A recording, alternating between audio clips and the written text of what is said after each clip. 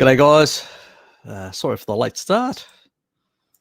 Just having some teething problems.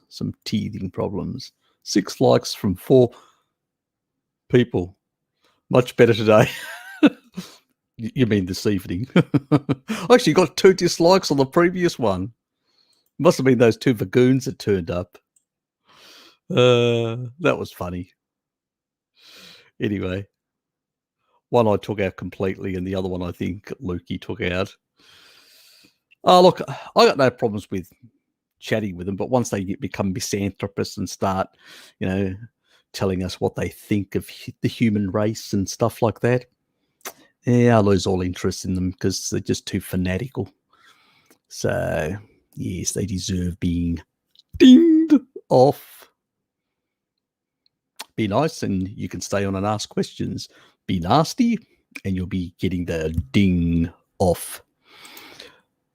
Because they've got, if they put somebody puts a really good credible argument or put something forward that's never been argued before or really puts a bit of brain power behind it, I'll give them a bit of time. And when they ask general questions, I'll give them a bit of time. But when they start being a bit narky and stuff like that, disrespectful, well, goodbye. G'day, Tom. And I know already, I think it was Shell that actually removed some of those questions. Bang, bang, bang on one of the second guy and then Lukey on the other one. So I said, I might as well just get rid of them, settle it. Since I supported my mods on that one. And that's what I expect. I expect my mods to basically step in and say, well, behave yourself or else. Gary, good to see you. Yes, and the bullshit dodgers. Yeah, exactly. We're a funny. The Harry land. G'day, David. Me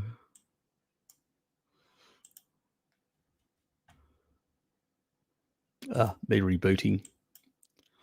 Yes. I probably need to move all that shit off this computer, get an external hard drive and do a fresh restore on this machine.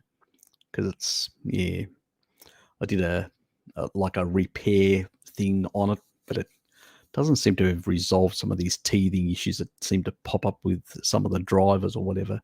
Yeah. Anyway, g'day, Dom. Yes, you were here before me. Yes, exactly.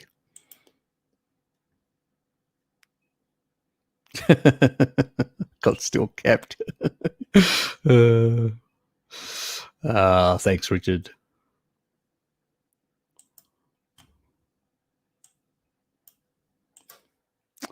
Dave, mate.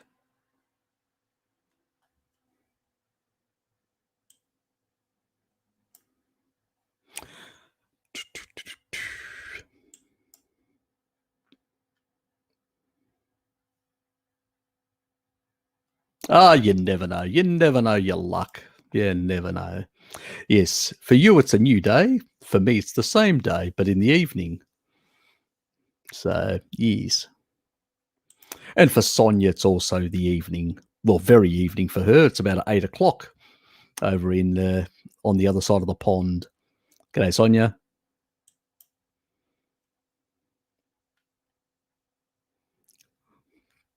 Richard, you have to tell people where everybody lives. There are vegans stalking this channel now, Richard. And then Sonia tells everyone exactly where she lives. Well, you know where I live, Hobart. Yes. But if you want to actually take me on, come and have fun. I've got a whole community behind me and a whole lot of other people that are very friendly. They ride motorbikes. If you're really that keen on taking me on, come on. We'll have a bit of fun with you. Oh, God. Tom, g'day. It's good to say hello to everyone, isn't it? Yes. Yeah. Oops. Oh, don't do that. these new chat boxes they've actually put on the StreamYard. I don't know why they put it in that location. They should actually put it on that side of them because it's right next to the chat, my chat, and I accidentally keep on clicking on it. And so I disengage. It's their chat, which is on my overlapping my chat. StreamYard, you can really do things a bit better, can't you? They still haven't resolved the other thing with the sort of moving chat window, but which is still annoying. Fluffy Rainbow, good to see you.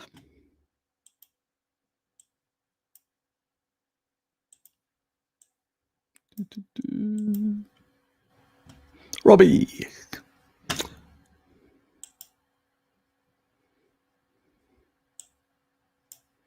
He's a big mouse. And Robbie, I have a question on vaccines for you. If you want to answer due to YouTube, yeah, look, I don't mind if you want to ask me, go right ahead. The live streams, if YouTube decides to demonetize them, I'm not. The whole purpose of the live stream is to basically be able to answer people's questions and be able to interact with my subs. If I can't do that, it's a waste of time then, isn't it? So I'm prepared to wear it. Luckily, this is not my day job.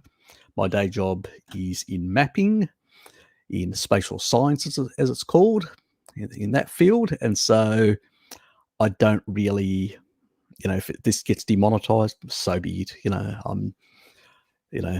Nowadays, pretty much most people have had to find other incomes beyond YouTube with the way YouTube is behaving, Google in general, so it's just the nature of the thing. So go right ahead. I don't mind answering anything because there's a lot of questions. Sometimes I don't cover every single point when I do my little videos. And so it's important for you people, if you've got concerns, ask me. Then things need to be answered in that regard.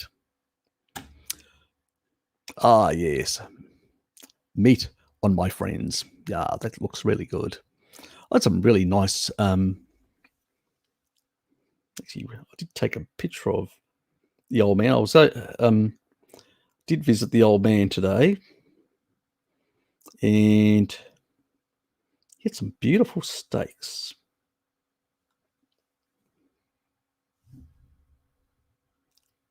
Look at the thickness of that steak. You actually got some really big, thick steaks like that. So, it looks a bit smaller there on the image, but yeah.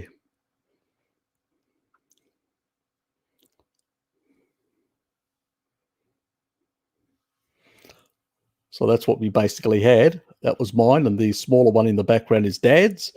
And there's cheese there, feta cheese, and some pickled cucumbers. He likes these pickled cucumbers. I had a few. I don't mind them as well. But yes, the old boy's becoming very carnivorous, which is good to see. So it's taken a while, but he's seen the results, Thanks, Richard. I appreciate it. Dad's seen the results. He's basically, been very hard at it, putting in the effort with lifting his little weights in the morning and in the evening, and increasing his meat consumption, and it shows. He's restored his muscles back. So he's doing way better. So I'm really happy for him. So he's far more robust. Yeah, no, he's doing great. Yes, really great. So I buy a roast and cut it into thick steaks. Yeah, you could do that as well. I've done that as well. But I have to say I do love roasts, and and larding them, like putting lard in them, like drilling through and then just slow cooking that and letting it sort of melt through the entire fleshiness. Yes, I love it. Yes, I know what you mean. Robbie, don't read out It's going to be an issue. Why is the government ignoring 20 countries that are having amazing success with ivermectin over vaccines? India has the amazing results. Well, actually, also some medical facilities in the northern part of Mexico, they actually did. Yeah, I can't remember the actual. Ivor Cummings, he actually did a coverage of these interventions that they'd actually done with ivermectin, and they actually dropped. See, what our ivermectin does is actually seems to affect the ability for the virus to replicate fast enough, probably giving the immune system enough time to deal with it. And they were actually noticing that people before ivermectin was being used in these medical facilities that had been, I think the governor of that area basically told the medical authorities they must use it. So I don't think it was actually the doctors that actually decided.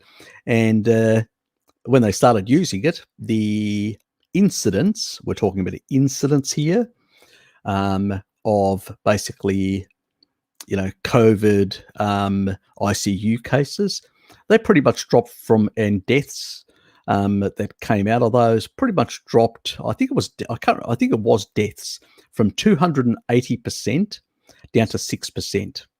So all-cause mortality in that region, I think they're called provinces, but anyway, in that province, reduced by from 280% down to 6%, which is what the means average for that region is, because people die from a whole lot of different things.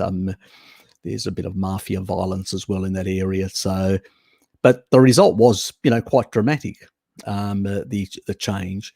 So, and even in Indonesia, I know from my own experience, my partner being over there, she was telling me that you can hardly find ivermectin, and most of the rich people have been buying it left, right, and centre and using it.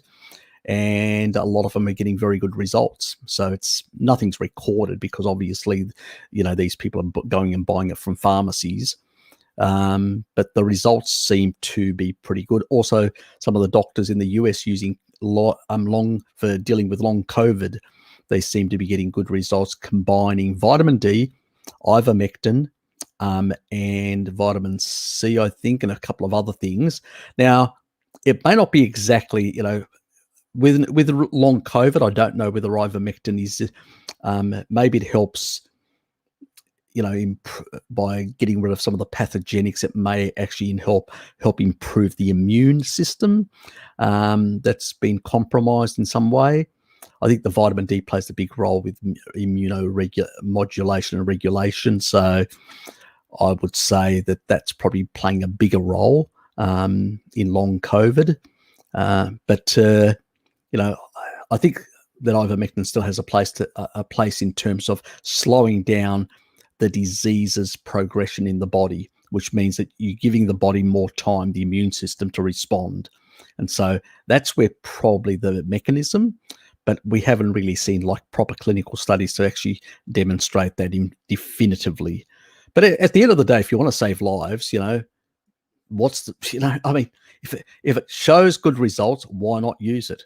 Why basically say no to something that seems to basically provide good results? It's beyond me. If you're interested in helping people, we don't need to know every single mechanism of things.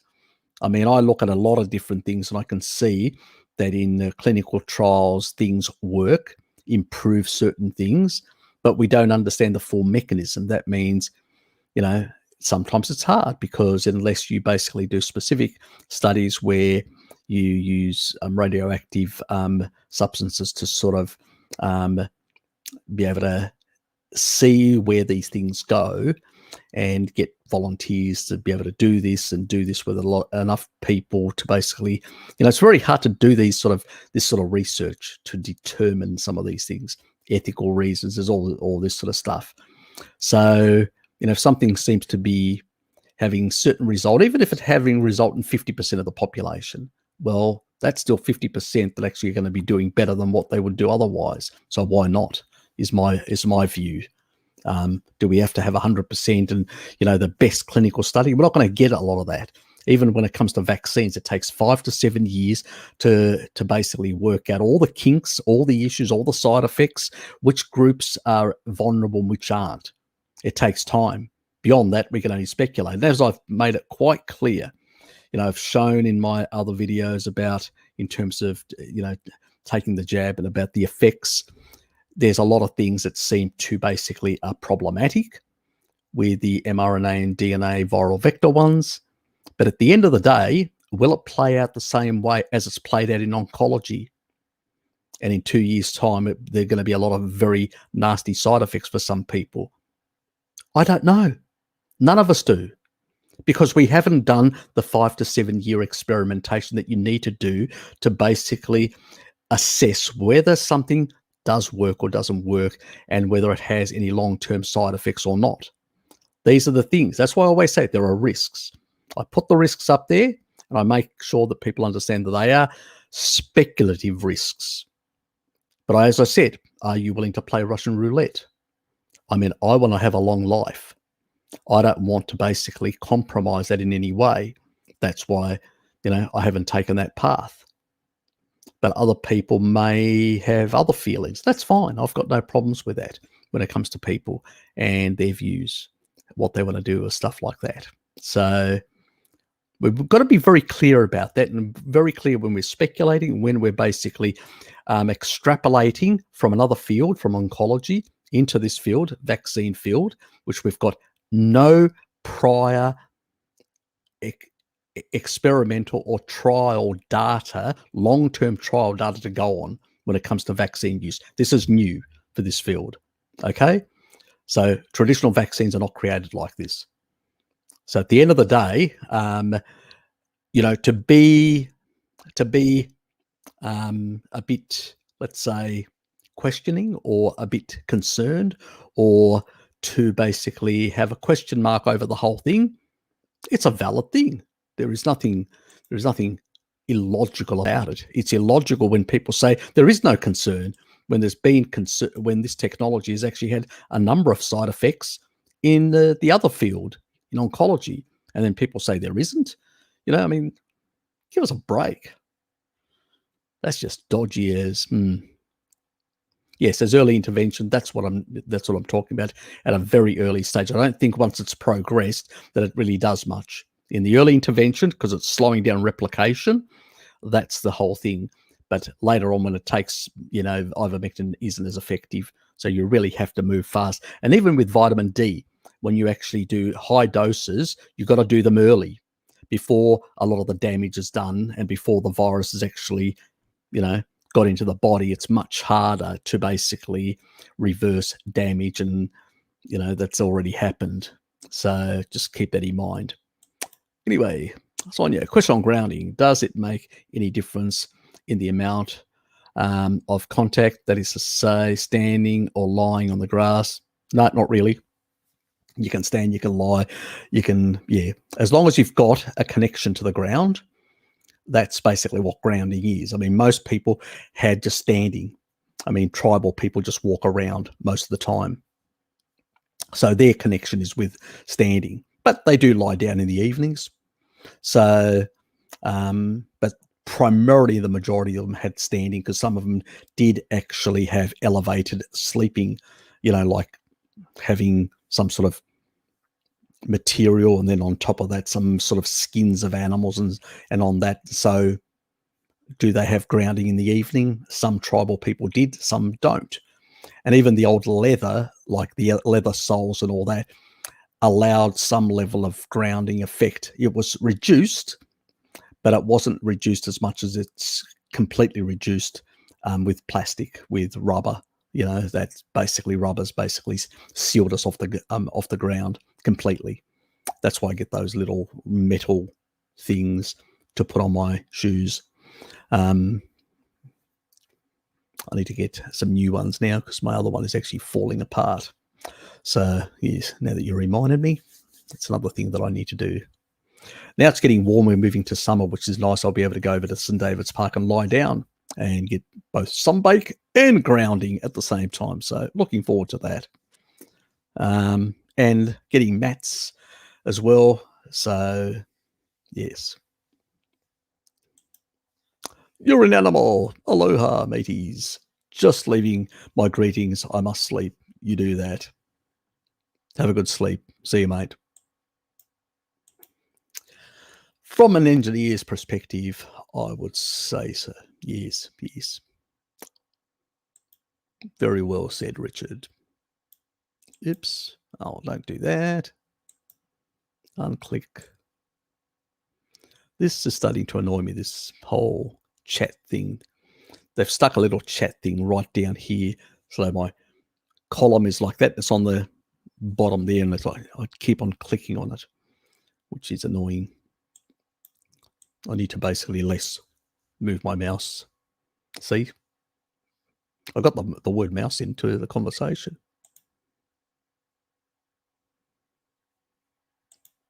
Much appreciated, mate. Oh, let me. To get around YouTube here, start coded vaccine Ivermectin, have a mectin. Yes, if this was my day job, I probably would have to go that far to do all those things. But since it's not, I don't really worry too much. Yes, lovely, absolutely. Good to hear that, Dad. The human body can improve at any age on this diet. Never too late, exactly. Never too late. I always remind people of that. G'day, Harry. Had to wake up for a midnight snack. I've been trying some 36-hour fast, but can't sleep past 24. I think it's the cortisol. I used to be able to fast longer. Yeah, look, you got to. Are you doing dry fast or something like that? That can really raise cortisol quite a bit. Dry fast. I usually only, if I'm going to do a dry fast, which I very rarely do nowadays, it's about 24 hours. Yeah, because at least with a water fast, you can put a bit of sodium in there, and that sort of helps in that regard. So sodium does suppress cortisol. Come on with the random words to make it easy. Lemmy, purple unicorn vaccine lamb roast over mint gravy. God almighty. God, the stresses that these people put on a middle-aged man like me. I'm too old for that shit. I think that's what Danny Glover said in one of his movies, the Die Hard one. Was it Die Hard? I think. No, it was the other one, the cop one. Anyway, a Lethal Weapon. That's right. God. Anyway, losing it. Fluffy Rainbow. I'm losing it. Does anyone know why the definition of flendings aren't disputed? Their connotation is pure dread. They used to bring death in numbers of 20 and 70%. In Swiss, 99.6 have survived this dread. Yes, it's a very weird world we live in. Yes. I mean, you can play with statistics any way you like and come up with any number you like. That's the reality. So, yes, it's, yeah, what can one say? It's concerning that how people that are part of the so-called science field nowadays have, really just basically seem to be more interested in basically keeping their tenure, maintaining their, I don't think they have the same, I've got less respect for them, let's put it that way. When I look back at Einstein and many other scientists of that era and earlier, I've got far more respect for those people. The current crop just seem to be, less than honest, and they're more interested in basically making a name for themselves, in putting themselves in lights, in basically they are less controversial. People like Einstein and many others like him were controversial. They were disliked in their time. There were 100 scientists that actually wrote a letter against Einstein. Yes, 100 people. He said only one was required, but being a bit facetious. But that's a sort of daring, and that's a sort of basically mavericks, out of the box, people that look at the stuff in a very different way. We don't have those sort of people anymore. Everybody just basically is a drone, an academic drone that basically follows the policy. They are policy driven, not science driven, which is awful. It's the reason why Bart Kay left the profession. He was so disgusted and was being bullied by, the management of his university to basically fall into line. And he wasn't prepared. That's why he pulled the pin and told them to go and stick it where the sun doesn't shine, and left. I can understand, because he's seen the sort of where science has gone in a lot of the Western countries. It's just abysmal. And it's the reason why I find some of my best research and information not in Western countries, but in other countries where they still do basic research in those academic realms.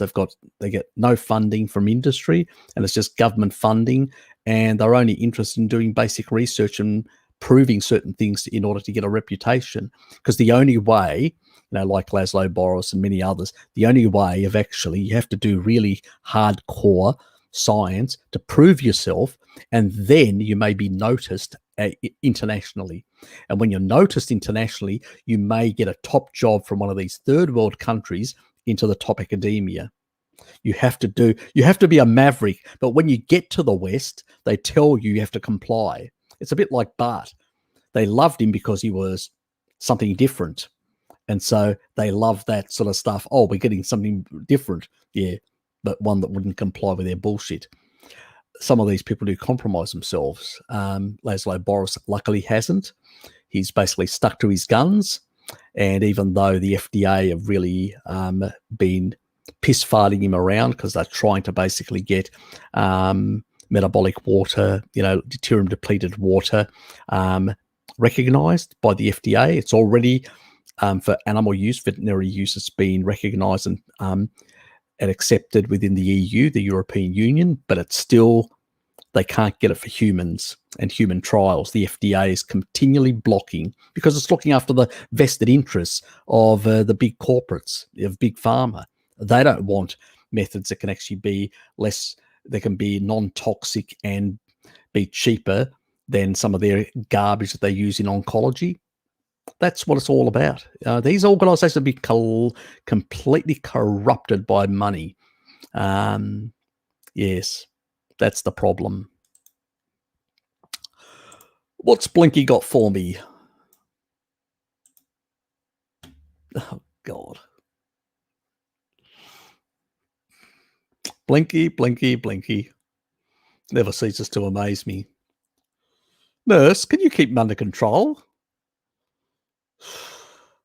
This is the sort of material I could expect from Blinky. This is the sort of material.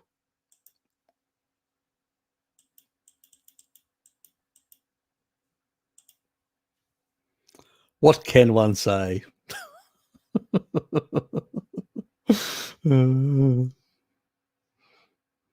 Didn't realize I had such a cute body, Blinky.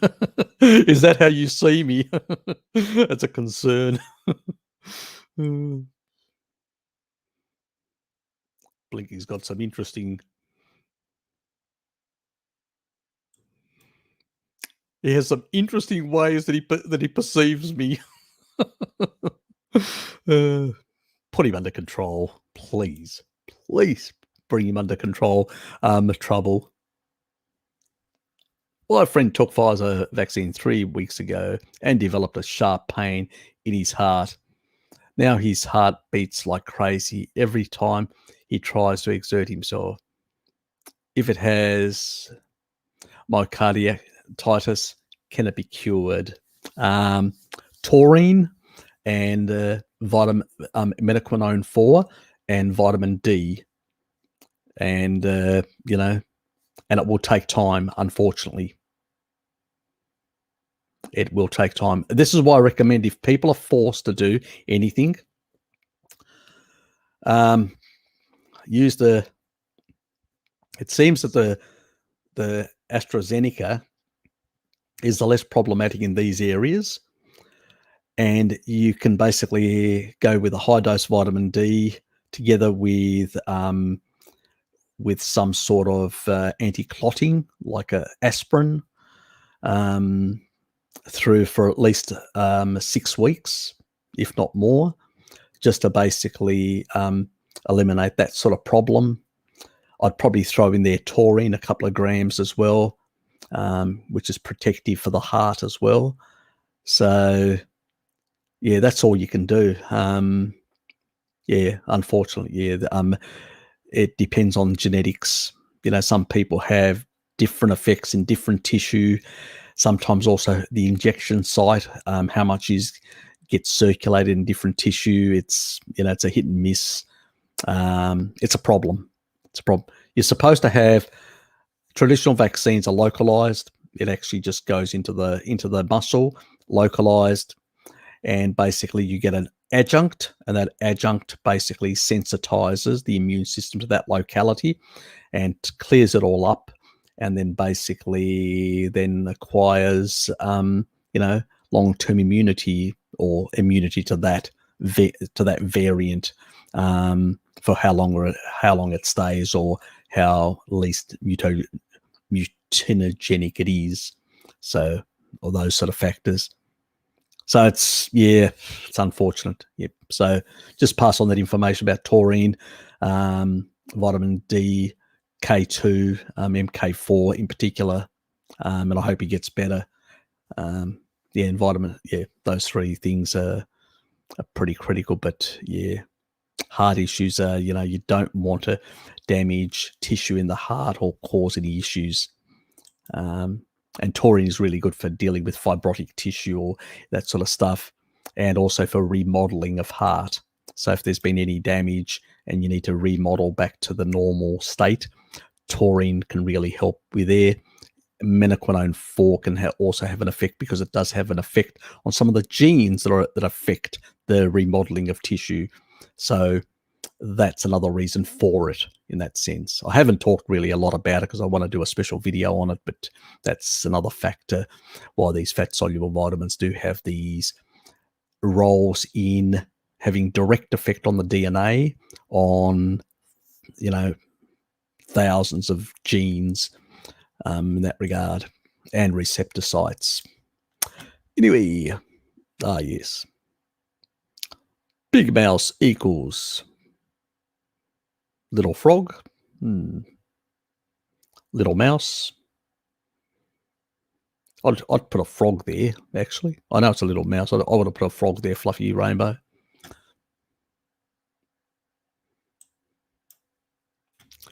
Yes.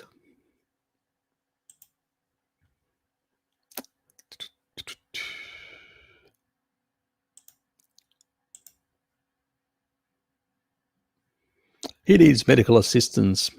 Yes. Just in case. So general inflammation. Yep.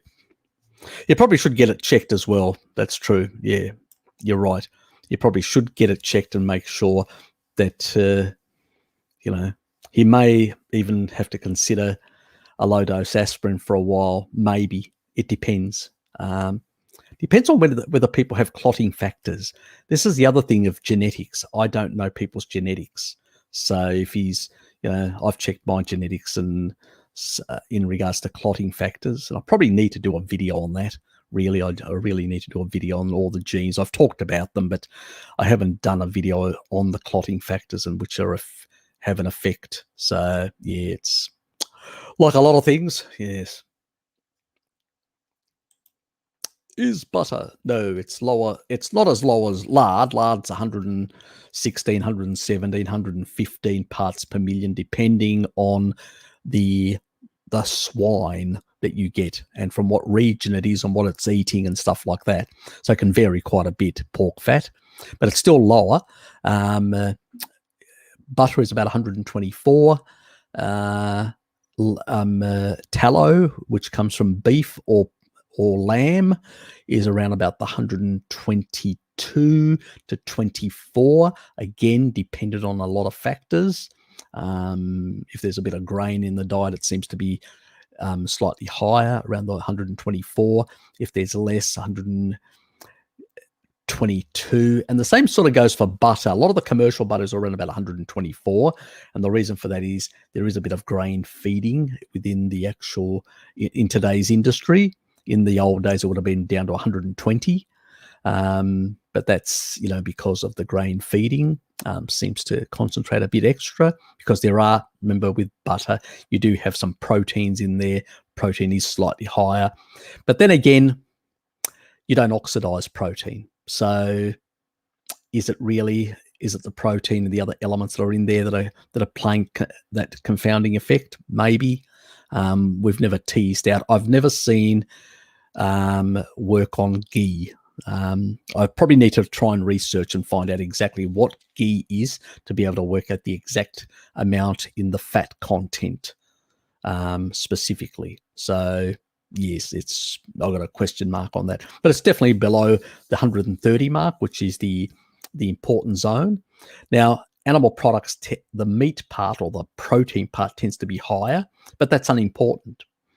I know people may make a fuss about it, but it is unimportant, because you don't oxidize protein unless you're in a starvation state, and then that's a different thing altogether. If you're eating enough fat or getting enough energy in, you shouldn't have that problem, or have enough energy on board around your tummy, so to speak. So it's less of an issue, the protein part. And it's still, the protein part is lower than sugar. So, but at the same time, as I said, you don't oxidize protein, only in very exceptional cases of rabbit starvation and stuff like that. The creator, I know, I've seen him. Yep, warned the FDA. The tech could be very dangerous. Yep, I've seen his stuff, Robbie. I've got a few disagreements with some of the stuff, but I don't want to go into it here. I'll probably do a video at some stage.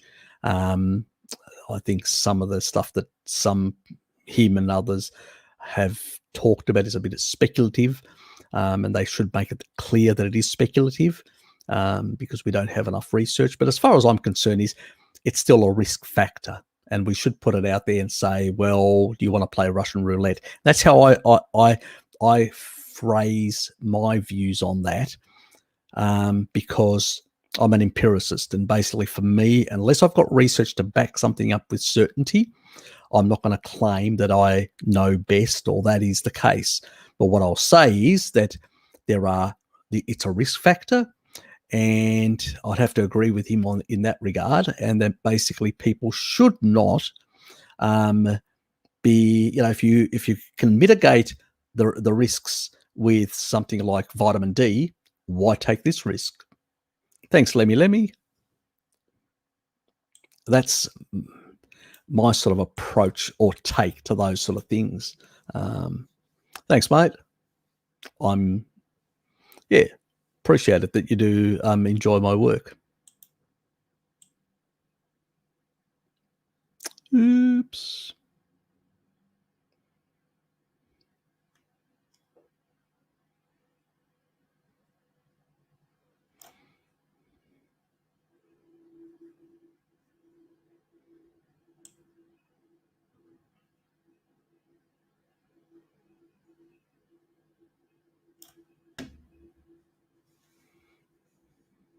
Oops.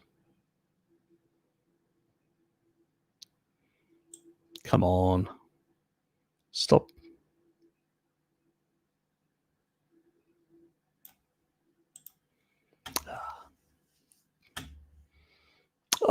From DJ Projectus to DJ Dr. Gregor, the crackpot.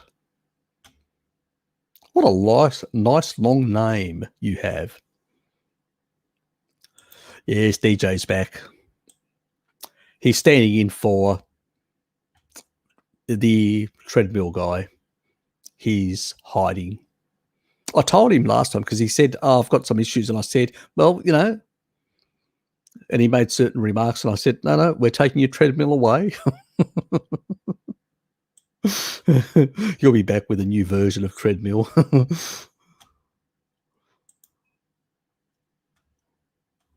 the vegan god. You got a fan there with Dom.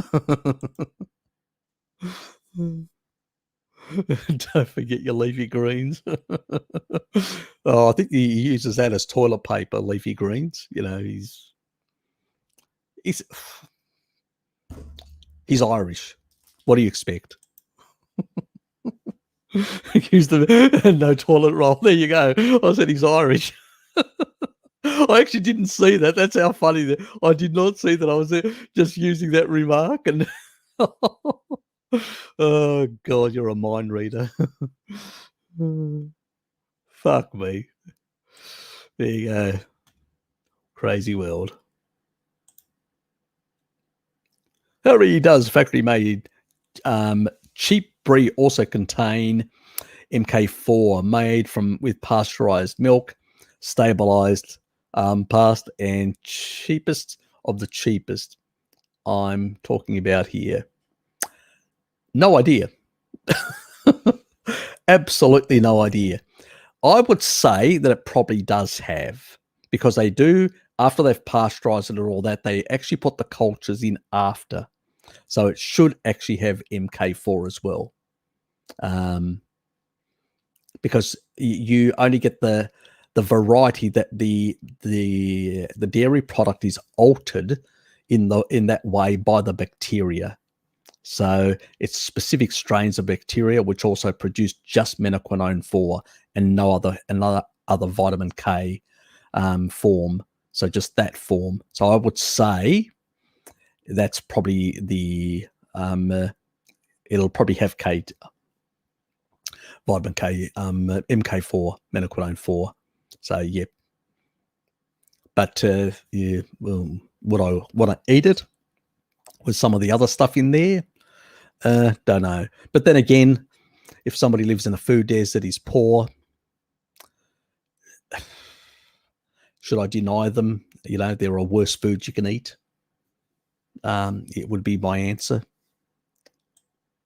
At least you're getting, you know, K2, the animal form, which is good. So, yes.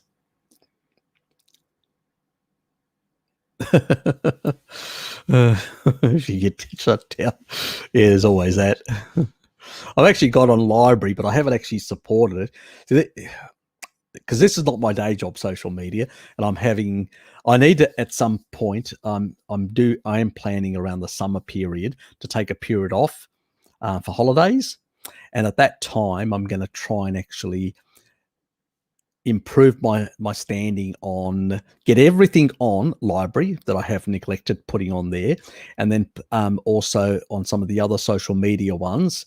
And then what I'll do at that stage is I'll be a bit more better coordinated. I'll be up to date with all of them. Then just when I put something on YouTube, I'll put it on everything else at the same time. So that should basically mean that it's just a couple of extra minutes out of my time, because you upload the one, then you upload the other ones at the same time, more or less. So what's the difference? Doesn't really matter. It just means it slows down the upload of the different ones, and it just takes a bit longer, but eventually they get done. So that's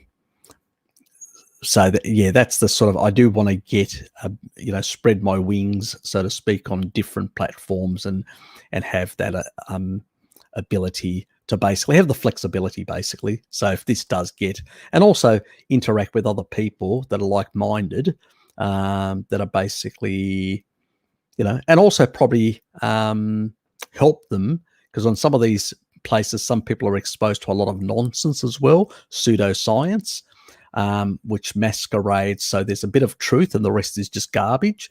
And I do want to basically demystify that. And I've had a few things. I've talked about the prions and a few other things that people bring up.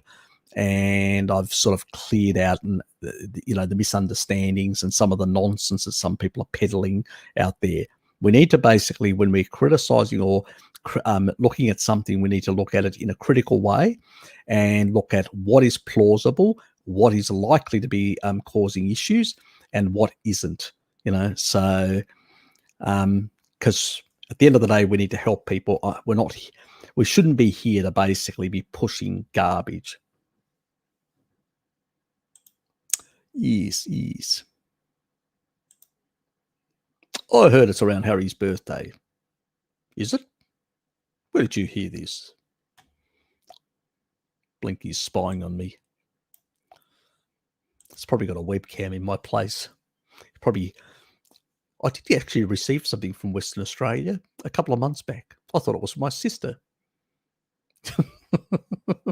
It must have been from Blinky. Oh, damn. Better check it. That's where he got that picture. Oh, explains everything. I told you I got a cute body.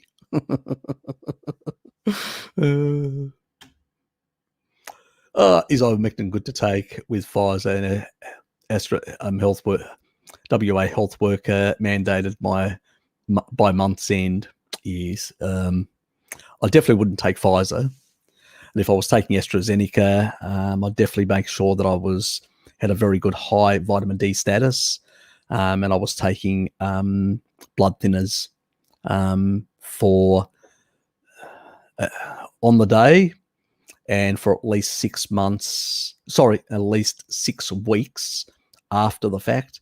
And I think on the 4th week you can actually have the second one, and maybe actually 2 months right through, just to be on the safe side. When it comes to Pfizer, Moderna, far more issues. When it comes to Johnson & Johnson, shitloads of issues as well.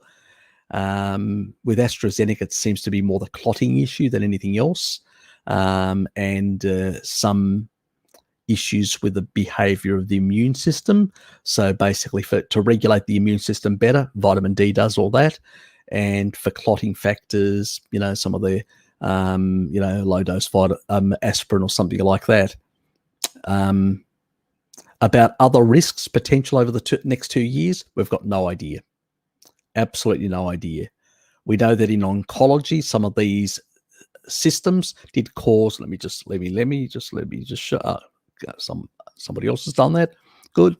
In the oncology field, we know we've had different groups with different genetic profiles that have actually had certain negative effects. I've checked my own genetics. I don't have those factors, which puts me in the safe zone. My sister was forced to do the same thing because she works for a company that mandated it. And she was just recently appointed to a new management position. So, yeah, she was sort of, I can't say no. So what do I do? And she took the AstraZeneca. She's done the first one. And she's basically been on vitamin D, taking blood thinners and stuff like that. So, and luckily she probably have the same genetics as me. So I said to her, you probably you're probably safer, but it's not something I'm going to do. I'm going to fight tooth and nail, but I don't work in an area where there's likely to be a mandate, and I can actually work from home. So if they tell me you got to go home, I'll go, fine, I'll go home. So, but yeah, that's a hard one, Gary. I truly sympathise with you. I understand. I wish that Novavax was here in Australia now, and I could say take Novavax, but it isn't. On paper, it's the safest. I can't say 100%, but on paper, it's the safest from all the stuff that I've looked into. It's more traditionally done, so it should be less of a problem. They don't even, and they're not even using any adjunct or substances that potentially could have any anaphylactic effects. So, because I've looked at everything, like anaphylaxis, stuff like that, like the adjuncts, are the adjuncts that are being used to sensitize the immune system, are they potentially something that could be in the food supply, whatever? These are things that need to be looked at, because they could create sensitizing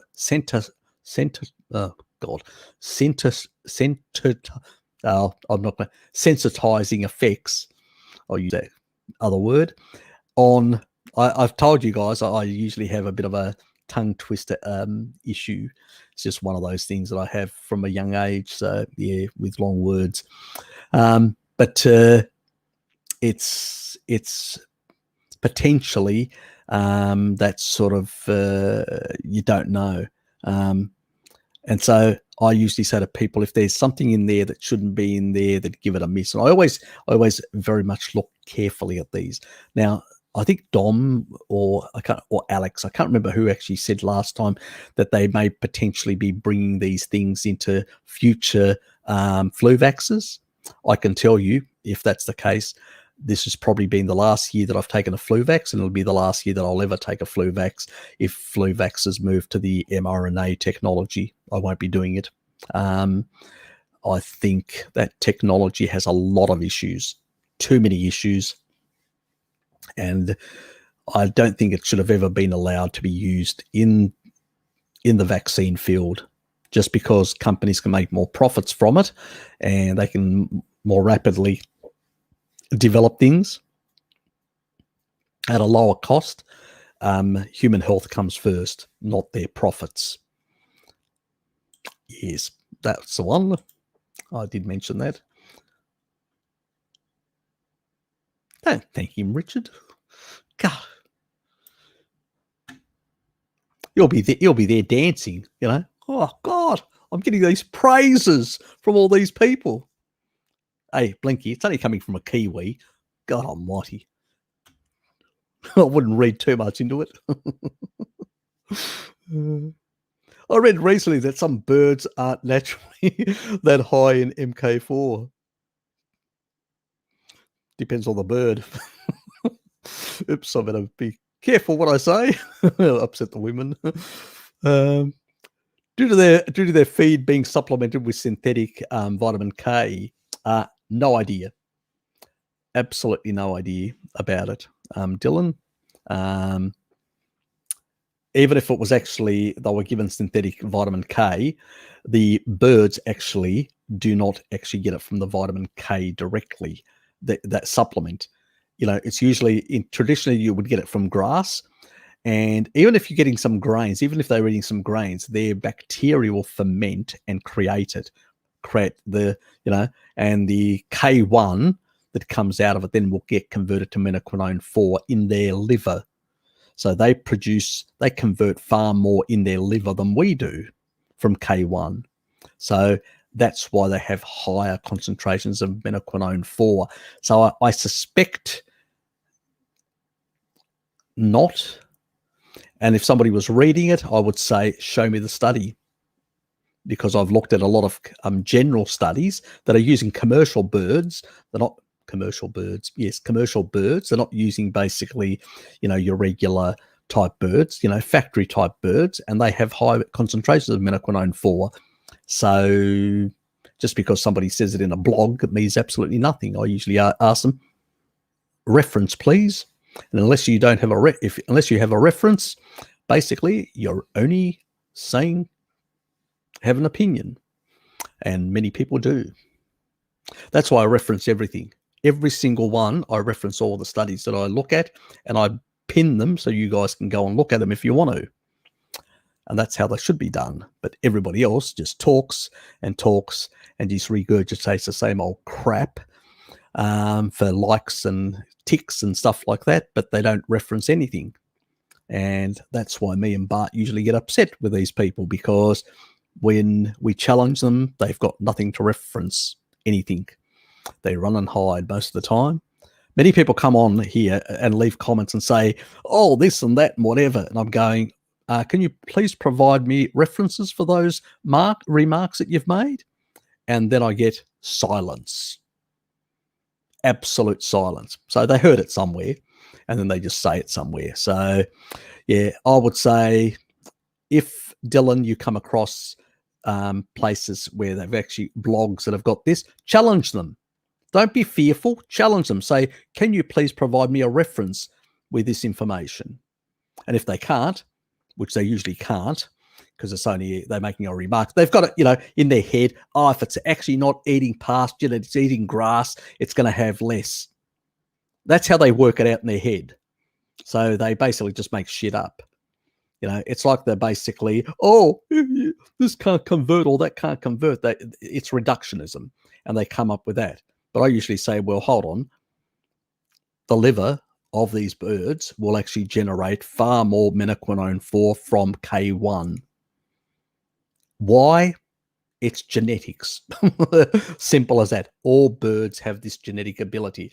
The dinosaurs, which they originated from, would have had the same genetic capacity. And I understand why, because this is why birds, if you look at birds and dinosaurs and all that, they had very big bones and very collagen-rich, strong bones. That requires shitloads of menaquinone 4 to support this rigidity and concentrating minerals into the bones to make them rigid and strong. So, and to support protein matrix. So the collagen structures are very tight and strong. You see that on birds. Even friggin' factory birds have got these really good collagen structures around their bodies and their legs. It's not accidental. It's because they can generate this sort of stuff endogenously. They're pretty good at it. So I doubt that that's the case. And that's why I would challenge that.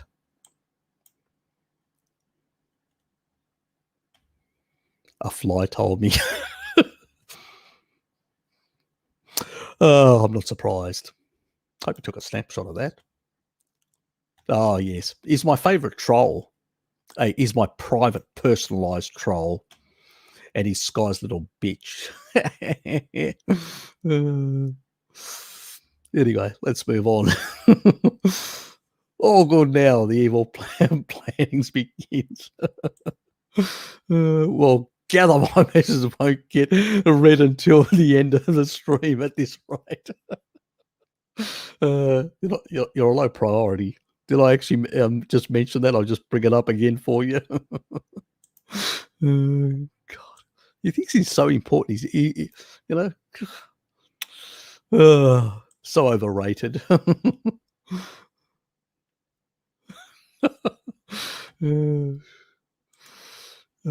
Bloody hell. Oh, llama. Go back to the llama. I mean, that face is really... I love the llama.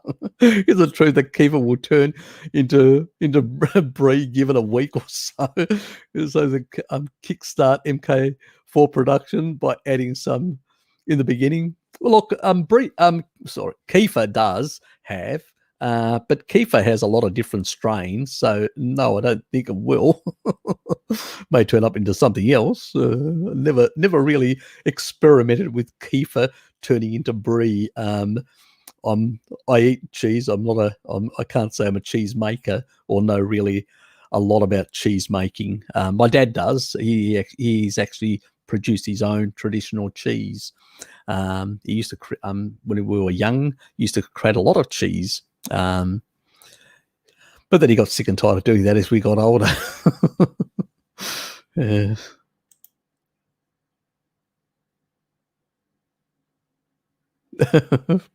you go. I think Richard's tried that experiment.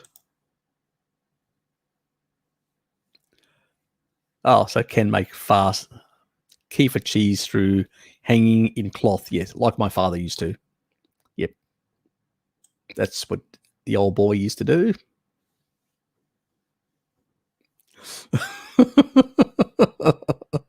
Oh, Trouble, did he call you a fly?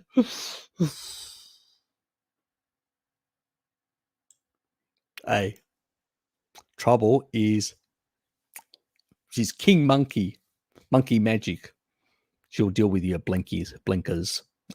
She'll sort you out.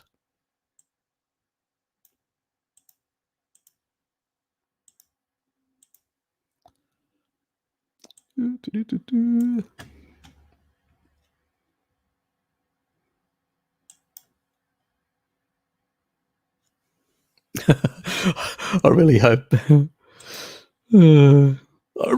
he backed up all his videos just in case. I have to say I haven't actually backed up all my videos. My live streams are not backed up. All my other videos are, because they're produced on my machine. I probably should download all my live streams and back them up that's probably something that I need to do. Yes, later this year,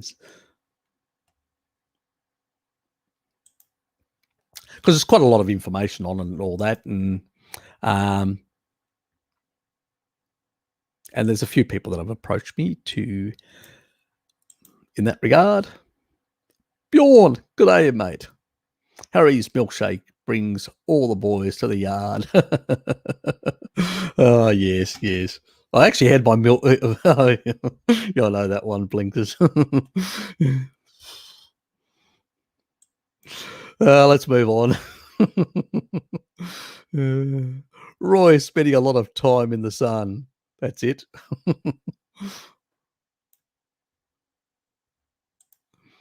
How is deuterium depleted water made? Through a factory. They actually have to. I can't remember the process. There's a factory there's one in the US. There's one in Hungary. I think there's another one, but I can't remember where. I think there's one in Russia as well.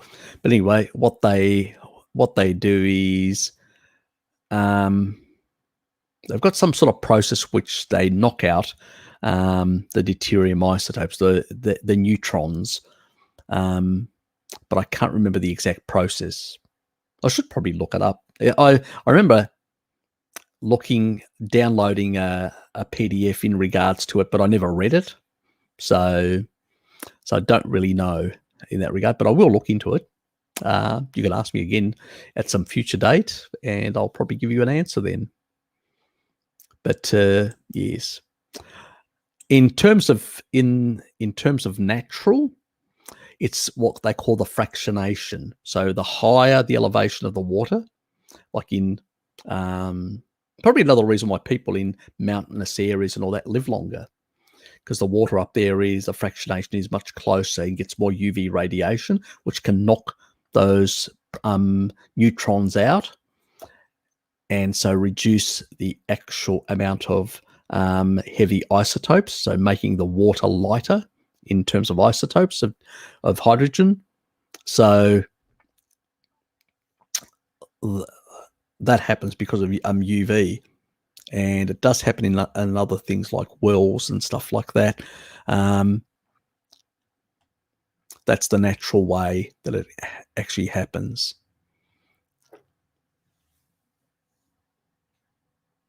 But seawater tends to be much higher because it's at sea level, and usually ice at sea level. It's probably another reason why the Inuit primarily use the snow rather than the ice in that regard. But even the snow is slightly higher than what fat is in that regard. So somewhere, I think, depends. It depends on the period of the year. So what is as the planet is orbiting the sun, it's usually the position, whether it's summer or winter, that has that effect in terms of the snow, the fractionation of the sort of the hydrogen. It varies, and it has to do with the season of the year. So winter more, summer less. But exactly, I think it varies also having to do with the angle, because the angle of the Earth changes slightly. So changing affects the amount of UV that comes in the summertime, and that has an effect on the depletion as well. So it's sort of complex in that regard. There's a whole formulation in terms of the interaction of UV on hydrogen. So yeah, I looked at it ages ago, but I just can't remember most of it. It's quite complicated physics. Yeah. Anyway.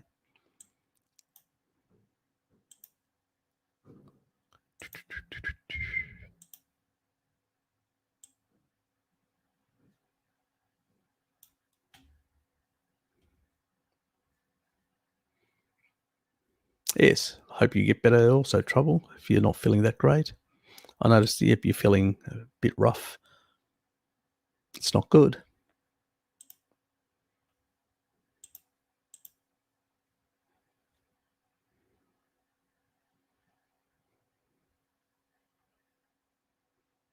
Get your vitamin D up.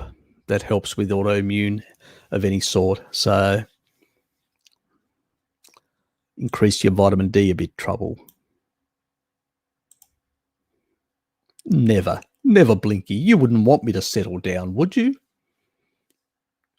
As cute as that, would I settle down? What do you expect? I should be out on the dating scene continuously. I'm hot. Is there any variables that might affect mineral excretion rates, or more or less roughly the same? As I said, it depends on your kidneys. It depends on your gallbladder, how well it's functioning. So it depends on a number of these things in that regard. The big one is definitely, when you're seeing like high concentrations of aluminium, or high concentrations of manganese, or high concentrations of certain other minerals or metals in the body, it usually tells me that you've got a gallbladder issue. Your gallbladder isn't functioning properly because the body uses bile to excrete. I mean, like manganese, up to 90% can be excreted. So it has a high level of excretion. The body's very good. If the liver's functional and everything's working well, it's really good at excreting and getting rid of excessive amounts. So people worry too much about these things. It's only when you don't have, and it's usually if you've been on a vagunarized, this is why the naturopaths have a field day with their vagunarized clients, because they've got a lot of gallbladder issues and they tend to have heavy metal accumulation, stuff like that. And they usually have very low selenium, which is a chelator. So they use milk thistle and things like that also acts as a mineral chelator to clear out some of this sort of stuff, heavy metals. But, they basically, the naturopaths just love these. They're great clients for them. But if you're on a species appropriate diet, you should have a proper functioning that is actually being used on a daily basis and is getting enough taurine to maintain good emulsification so it doesn't become, solidifies in there and create stones. Taurine prevents that. What's the best food for taurine? Meat. So if you're not getting enough animal foods, you're not getting enough taurine, you're not emulsifying. This is why in the past, if you go back to the 50s and 60s and earlier, when the majority of the diet was coming from animal products, people didn't have gallbladder issues. Then we flipped the thing and we went 70% plant-based and 30% animal-based, and pretty much everybody, not only the vagunarized community, but everybody's getting their gallbladder removed. Use it or lose it. Plus, if you're not getting enough taurine to emulsify, what do you expect? This is where all this bullshit's coming from. So, yes. Anyway, ghee and lard. Jonathan, good to see you. Versus tallow versus butter for overall health. If we're talking about deuterium, the lowest in deuterium is lard. And when it comes to ghee, butter, and tallow, they're about the same. It depends on grass-fed and grass-finished, where the deuterium levels are. So it varies in that regard. But even a non foraging pig will have lower deuterium levels than even a grass-fed beef. So in terms of deuterium, way lower. So far better for mitochondrial health in that regard. And that's why you see a lot of the longevity populations like the Okinawans, the Sardinians, the Greeks of Icaria, and all, and many others, and even down in Costa Rica, a lot of these people consume a lot of pork. They have traditionally. So, especially the Okinawans, they venerate the pork, the pig.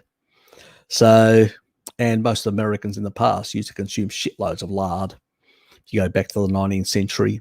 So I would say if I was basically told I could only have one fat and only one fat, it would be lard. Simple as that. I have to say, I have a preference for butter. I do love butter, the taste of it. But if I'm basically on a clear deuterium base, I'd have to say lard.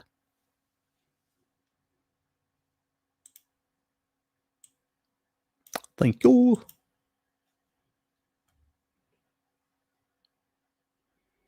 Harry, does Harry do more elaborate things? No.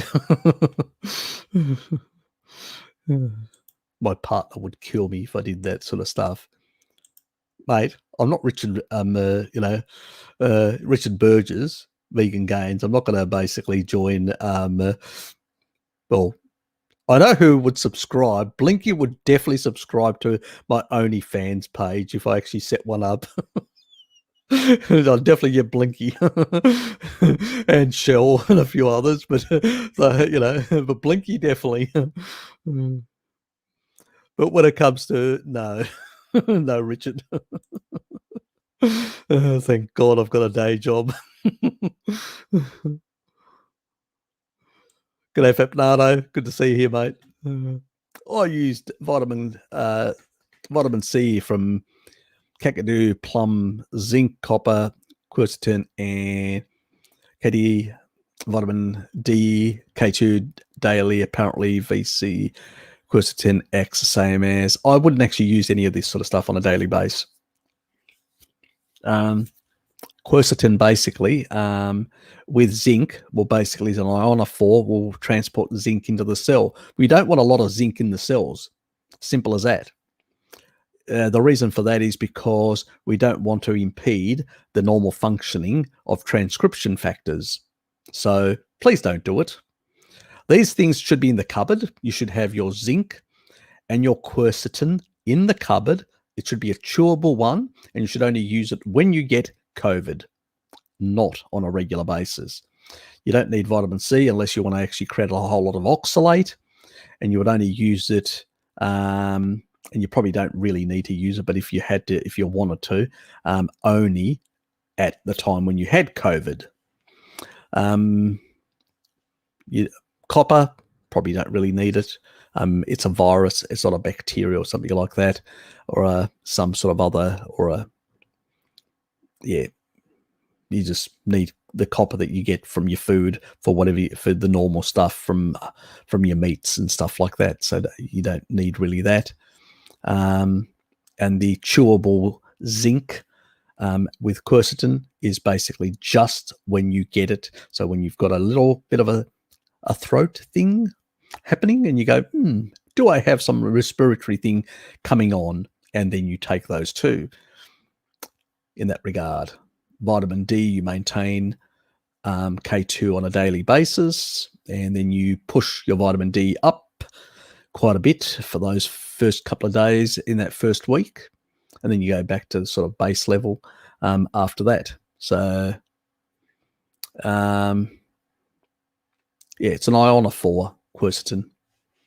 Allows to, because basically zinc has a positive ion, it can't actually get into the cell. So, like the negative one. So in a sense, it has to be assisted, but that stops replication. It sort of impedes replication. Well, we don't want that when we've got healthy cells, and they need to basically transcript a whole lot of proteins and enzymes through running that machinery. So we don't want to interfere with that. So that's why zinc shouldn't be there. It only should be there with an infection. So I think I've made that quite clear in past videos. A lot of people are still not picking up on that point. I'll make it again. Maybe I need to make a video to point that out quite clearly. Anyway, let's move on. I'm feeding my cat raw meat along with chicken hearts. Oh, that sounds good because of the taurine. Absolutely perfect, mate. Absolutely perfect.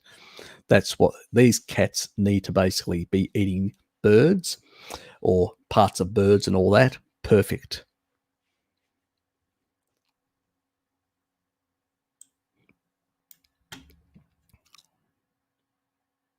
And our chicken hearts, yep, they're fine.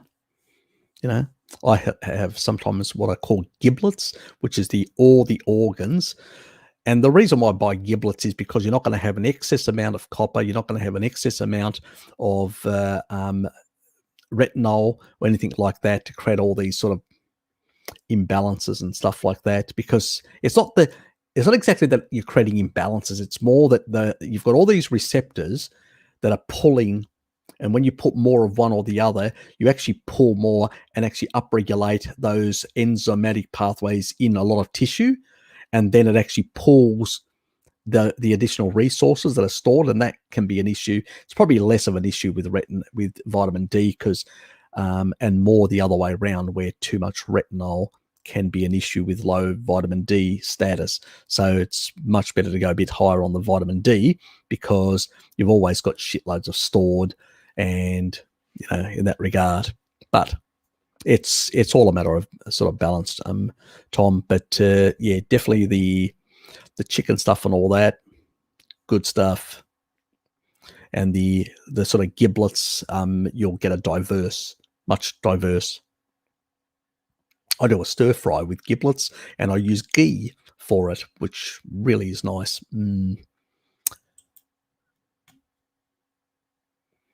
Always. Thank you. Yes. Very good. I tell you, Richard is a wealth of information. He's underrated. I've had him once on my channel, but I should try and get him back on here. Is there an excretion rate and minimum requirement for calcium to look at? Look, if you've got good vitamin D status, you should pull in enough calcium from meat. And, if you're having some dairy, you'll be fine in that regard. So did I ever do a video on the calcium? That was in one of my folders. It was my to-do video, wasn't it? Okay. If I haven't done that video, I will do it. Yes, off the top of my head, I can't remember the exact rate. But yeah, I should do that and show the exact amount, because that really is what counts.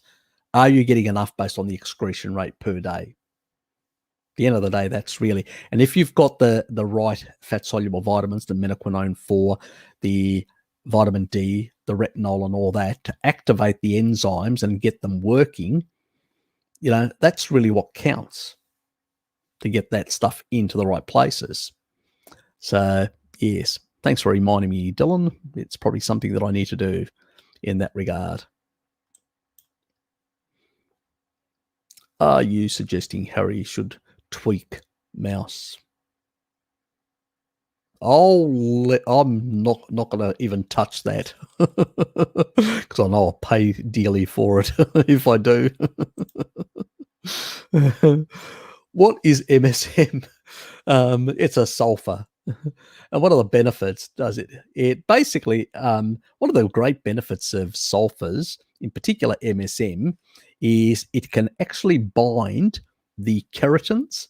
So keratin is basically part of, your hair and your nails and stuff like that. It's these collagen parts, they're called keratin, and it has a binding effect. It can bind those things together. So yeah, it really helps with collagen.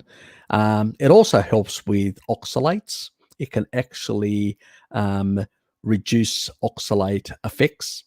So it can actually, because oxalate tends to deplete a lot of sulfur, and MSM seems to have a better affinity to it, which means that preserves some of the other, like taurine and methionine and other things, when you put them in there. So I've actually used it as a bit of a biohack when I've been dumping sulfur. But yeah, it's really good for the skin, the nails, the hair, all that sort of stuff. It's something that I've just ordered recently. I've stopped taking it now for months. And I really am going to myself, maybe I should get some and get back onto it and get at least a gram a day in that regard. It's probably but my nails look fine. maybe I need it, maybe I don't. I don't know. I thought about just throwing it back in there. I'm looking into some other research in regards to graying of hair and all that, because I've got that susceptibility genetic one, and the photosensitivity with the sun, because nowadays I'm more outdoors than I used to be. Back when I first appeared on YouTube and all that, I was less, but as I started learning more about deuterium effect on, I started maximizing, and I didn't want to, and also because in the past I used to go, I'm just going to go to the tropics for a month and get all my vitamin D. But nowadays I'm sort of more cognizant in the importance of red light and stuff like that. And that's because of, a lot of that information on the quantum biology. So basically I've sort of moved myself to doing more of that. But there's a negative side that genetics that work against me with my hair. I mean, I looked at one of my earlier videos, and now I still had that, the sort of this grey element was still there in my earlier videos. I haven't really changed that much in that regard, but I've probably slowed it down a bit compared to my other relatives. They've really lost a lot of their their colour in the hair much earlier than I did, and also my alopecia, where I had bald spots and all that. That's sort of much better now. It's sort of, I've got much thicker hair and all that. Again, I put it down to biotin and all the animal foods. It's a combination of biotin, MSM, which is really good for strong hair and stuff like that. So yeah, so I would say that if you want strong, vibrant hair, nails and stuff like that, get MSM. If you also want to use it to basically improve your collagen around your body, get MSM. And if you want to basically, but it's not, alone on its own, it doesn't do as much. It works better with a whole lot of amino acids, the fat soluble vitamins and everything. So it works really well with a carnivore diet. It essentially enhances it, makes it better. I probably should do a video on all the benefits of MSM, but at some stage, it's another one of those that to be done. Yes, a cat would be super healthy. Yes. If only people fed their cats appropriately, species appropriately, they wouldn't have the explosion of cat and dog cancers and all sorts of other ailments, which we've never seen in the past. But when you feed cats kibble, what do you expect? So, in that regard, I've always said to people, got to be very careful in that regard. There's a lot of people out there that are going to be basically pushing stuff that they shouldn't be pushing at all. And it's annoying to say that. Yeah. Anyway, let's move on. Yes. What do I mention? You mentioned you're familiar with AI. Please put a series of algorithms together to assess respond to specific tests, gene, race, blood, works, urine, etc. When an app to monitor. Are you kidding me, Lemmy?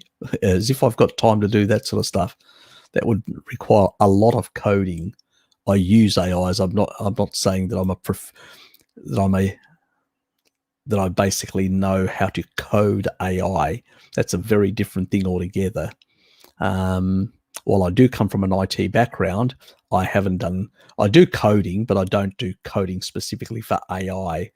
We use AI in the area that I work, but basically I'm not a coder of AI. That AI came from the University of Queensland. So from a university that basically we're licensing the use of it. So, and we're training it. So it's a completely different thing. I think I've made that point clearly in the past about that we are licensing this AI. We have not developed it. We're not the developers of it. So, yeah, I wish I had the time. Yes. But I think when it comes to anything in 5 years' time, I think I'm going to go back and learn a couple of other programming languages, old programming languages that are used in the banking sector, where they pay shitloads of money and do consultancies of the bankers and work on their back office systems. I think that's where I'm going to spend some of my brain power in 5 years' time when I retire. I don't think I'll be doing that other stuff. Let me. It's not much money in it. I don't mind giving away some information, freely, this sort of setup and all that. But yes, I think I can spend my other time a bit more productive doing other pursuits. Yes. Alone, the fast that mRNA can be used to silence certain genes makes this a no-go. Well, it's not being used for that purpose in the vaccines. Okay, that's just, that it can be used for that. Yes, it can be used for a lot of things. You can incorporate it with CRISPR and go in and actually alter genes directly using this sort of technology. So remember, CRISPR technology is what this has sort of come out of to some extent. So yeah, you could basically go in there and actually alter those genes with CRISPR and then basically change the expression, those gene expressions. But that's not what's happening in the vaccines. The vaccines are much more primitive compared to that sort of technology. But yes, it could be used.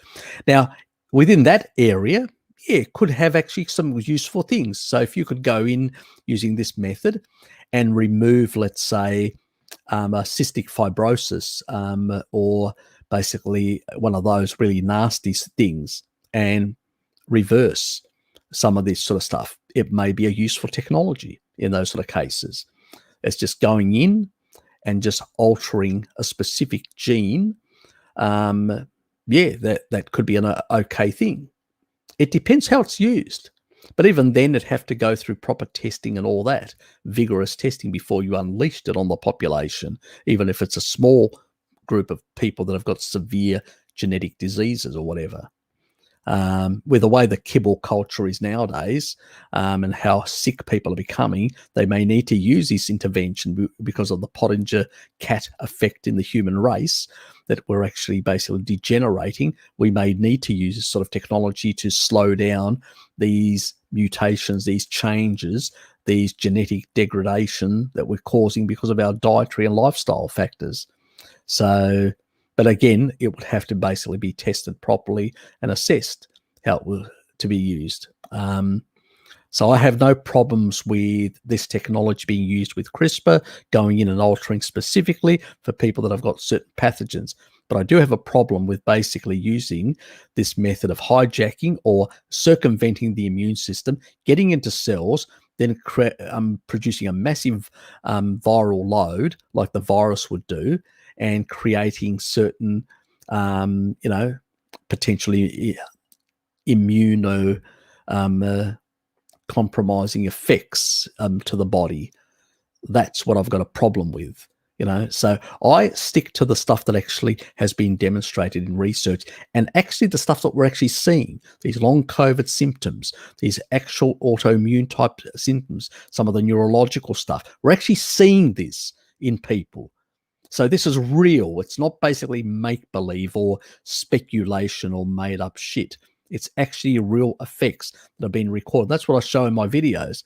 I don't sit around speculating and, thinking, crazy stuff. There are a few people that do that, unfortunately, and I usually spank them down severely when I come across them, and I find them doing that. So I've done that with the some of the other stuff about the spikes, and I've done that also on the prions and a number of other things that people have been talking shit on the interwebs.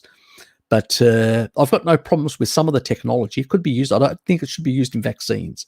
I think there's a lot of problems the way it's being used. I don't think it should be used in oncology the way it's being used, and I don't think because it has too many issues in that regard. But using directly to go in with CRISPR and cutting out, taking out a gene and putting in another and fixing cystic fibrosis, all that sort of stuff, that may be okay, because you're not really replicating anything, you're not altering anything, you're just removing and replacing, and you're eliminating a pathology where that body starts recovering. So that could actually work. We haven't tested it in that way, so we don't know whether it can work or not. But I don't think we should throw away the technology completely. It may have other purposes elsewhere. May is the word. We still need to do the proper trials and all that. You don't unleash something. In this case, we basically decided, the politicians decided, let's just unleash it on the masses without actually testing it over 5 to 7 years. That's what we got, and it's unfortunate that we've gone down. Well, it's not unfortunate, it's fucking disgraceful that these fucking cockwomble politicians have gone down this path and accepted this sort of narrative. But anyway, that's how it goes. But yeah, I'm very mindful about these things. We have to be very careful, because there's a thin line between having been critical about aspects of certain things and becoming pseudo crackpots. Unless we've got evidence, unless we've got really good mechanisms of plausibilities and stuff like that, we're talking shit otherwise. Got to be very careful with these things. And I'm an empiricist, citizen scientist, and I will not go into that realm. Some others do venture. I'm a bit more disciplined in the way. It doesn't mean that may not be the case. These people may have not come across something which is legit, but they need to really argue their point well and provide evidence. And sometimes when they actually bring up other things that don't stand, like some people have been saying a few things. I heard one guy was listening, and then there was a few things there. And I actually did mention in the video about the prions. And I did say, well, some of this sort of stuff I agree with, but there was a lot of that other bullshit as well in there. And it can very easily, now, if I hadn't known the other stuff and had researched it myself, I would have basically concluded that all is wrong, since one is wrong. And we generalize. We are humans after all. So we can miss things. I can miss things. That's the reality, which is, yes. Harry, are you going to try milk thistle I was going to try milk thistle for loose stools. Why would you use that for 3 months carnivore? I am no health issues. It says milk thistle side effects are diarrhea, thoughts. Yeah, it can be in high doses for some, not all people. I've used milk thistle in the past, never had any issues in terms of diarrhea or anything like that. But in high doses, some people are susceptible. Like with everything, people react differently, different genes and all that. We don't really know the mechanisms. We know it does happen. There's nausea, there's vomiting, can be headaches. That may be because usually a lot of headaches actually originate from the gallbladder being sensitized. So it could not be directly from milk thistle. It may be just an association with some people. Hard to say in that regard. So it's, I haven't seen mechanisms in that for that. So yeah, try to remember, there was, what was the other one? I can't remember now. But anyway, the other thing that milk thistle can do is actually acts a bit like an antioxidant as well. It improves the functioning of the FXR pathway, which also helps with the recycling of bile. So you don't lose much, and you don't end up with loose stools because of bile loss. It also helps with fibrosis in the liver, with liver fibrosis and stuff like that. We don't fully understand all the mechanisms. We just know from studies that we've actually tested it. We've actually seen these effects, and we can replicate these effects. So we know they're real, but we don't really understand all the enzymatic pathways that are involved in the way it's interacting in that regard. There's a video that I want to make on milk thistle. I do actually. Do I still have that study? So I was actually about to do this other one. What helps ulcerative colitis and gut issues? It's one that I'm going to release right after this video, this live stream, but I've already done it. Where's that bloody folder? Where'd I put it?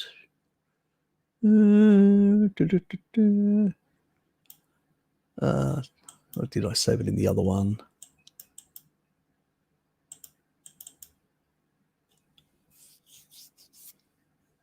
Oh, that's right. Yes, that's the... It's an old study. I'm trying to remember what year.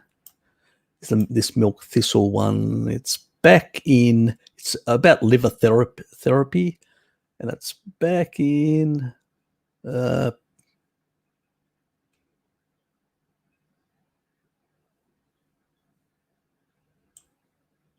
98. That's right, 98 in that regard. Yeah.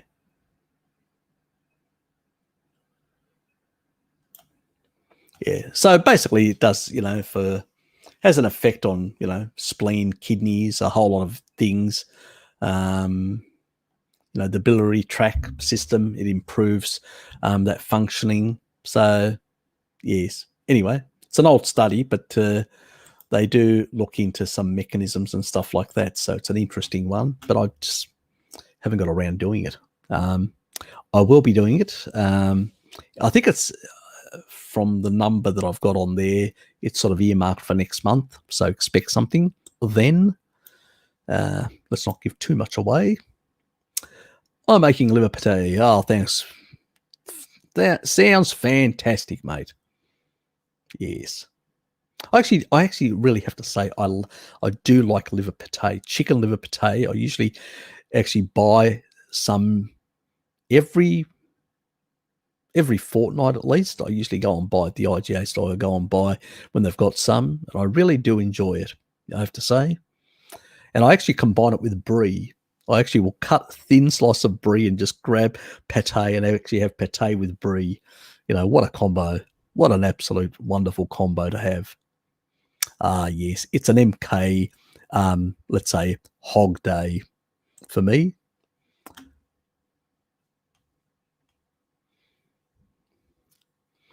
Well, by improving your bile functioning, it should eliminate, because some of the actual, with poor gallbladder issues, some people can get loose stools and stuff like that. So, and fat globules that don't get, emulsified by the bile. And so they end up, really, all this fat with stuff in your stools, which really just makes it very loose and slippery. I've had that before as well when I was having my gallbladder issues a couple of years now.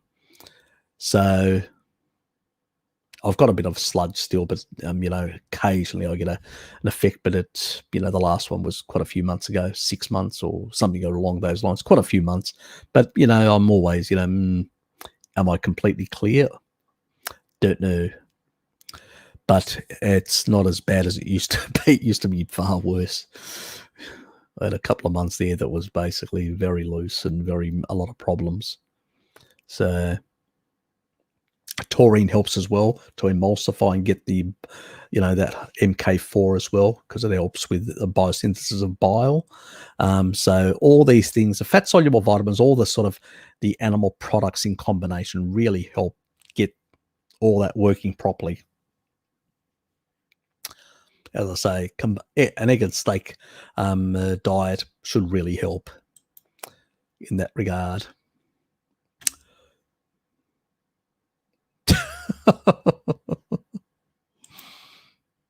He's not impressed. Yes. A vagunarized pate, that's all we need. But I suspect somebody's coming up with some out there. I would not be surprised. You're welcome. For Richard. Good. I don't get a thank you, do I?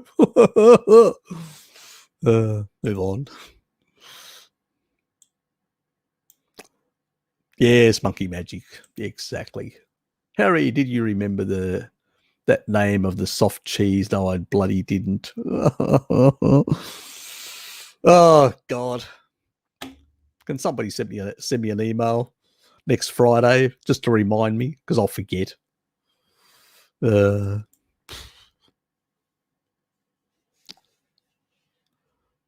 AG, just send me an email on Friday, and then I'll go and buy the damn thing. Knowing my luck, I'll go and try and buy it. They'll have run out just to be annoying for me. Yes.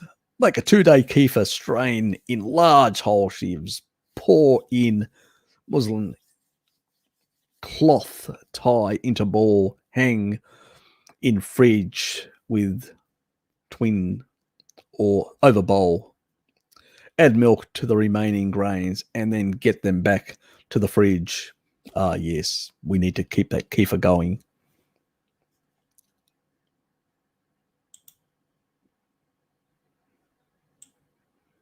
I mean, I've done the kefir thing for a certain period of time, and then I just got sick and tired. My brother Sean, he actually did it for him and Kim.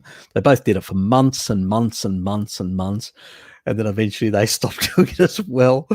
I sort of didn't do it as long. I did it for a couple of months, probably three or four. I can't remember exactly, but then I sort of got too lazy. Are there any arguments people use to try and refute the N15 nitrogen analysis? And if what, be refuted? Thank you. AG, what they usually say is that, we've got all these, feces, which have got a whole lot of fiber in them, and somehow these experimenters are missing all this garbage. The reality is animal foods are all absorbed in the small intestine. Very little gets into the colon. The only stuff that gets into the colon is fiber. And just because tribal people occasionally used, some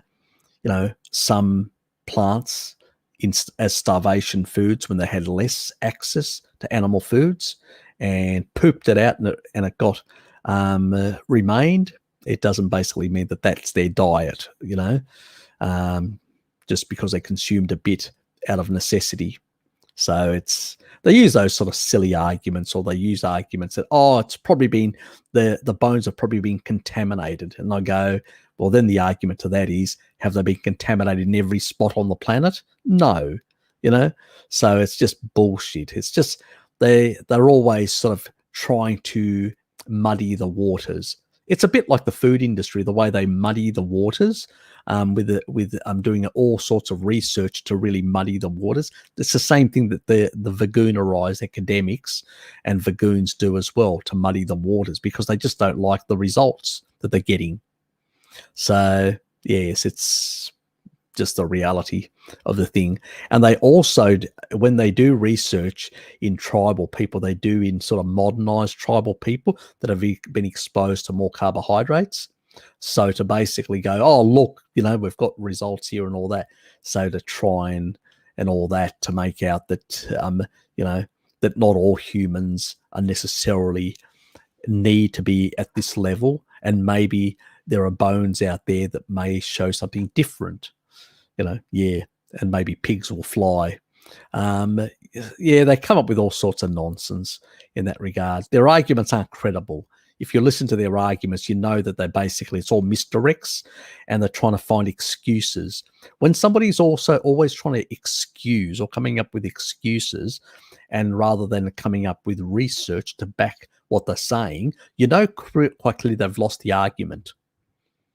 If these people had really strong evidence of bones in multiple sites around the world that had high levels of N14, which comes from plants, do you think they wouldn't be celebrating out there in the streets and saying, look, we've got millions of bones around the world that have got very high N14s. It's not the natural diet.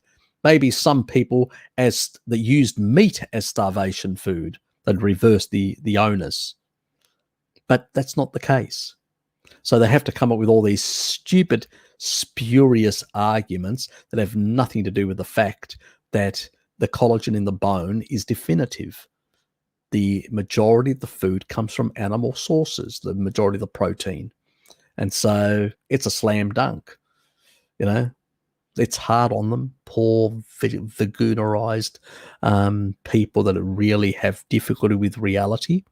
But that is what it is. Yes. Anyway, let's move on. I'd used llamas and other camellia dull to knock out the deuterium from my milkshakes. I bet you would. Camel milk must be very depleted in deuterium. Ah, yes, it is. Yes, very much. Isn't that rape juice? How could you endorse rape juice? What is wrong with you, Dr. Gregor? Must have been a brain fog moment. Harry, what are your thoughts on Alex Leaf saying there is studies which show you can, when you go carnivore, you lose the bacteria in your microbiome to digest plants and can't get it back once it's lost? Bullshit. Absolute bullshit. Your gut microbiome is in your actual microbiome that you actually had from birth is in your appendix. So even if you take antibiotics and all that, it can be restored. You don't lose all of them. They can go into mucosal layers and hide there to protect themselves, to survive. Some do. And can come back as long as the environment is appropriate. The majority of the ones that actually are in your system, we've got Firmicutes. I think my recent video on the gut microbiome, actually, we have some Firmicutes. And they're very virulent. They can really grow well. Very hard to kill off in that regard. So they tend to be all the lactobacillus, the bifidobacteria, and all that are animal-based primarily. They tend to suppress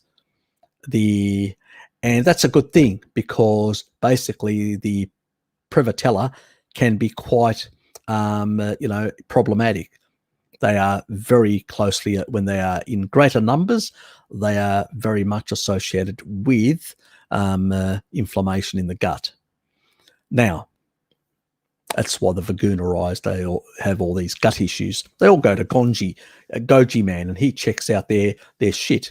And, I don't know whether he does a taste test or whatever, he sends it off to I've got no idea his methodologies. I've heard a lot of rumors, but they are maybe just rumors. I'll say no more. That's all I've heard. YouTube AI, it's just rumors, but who knows?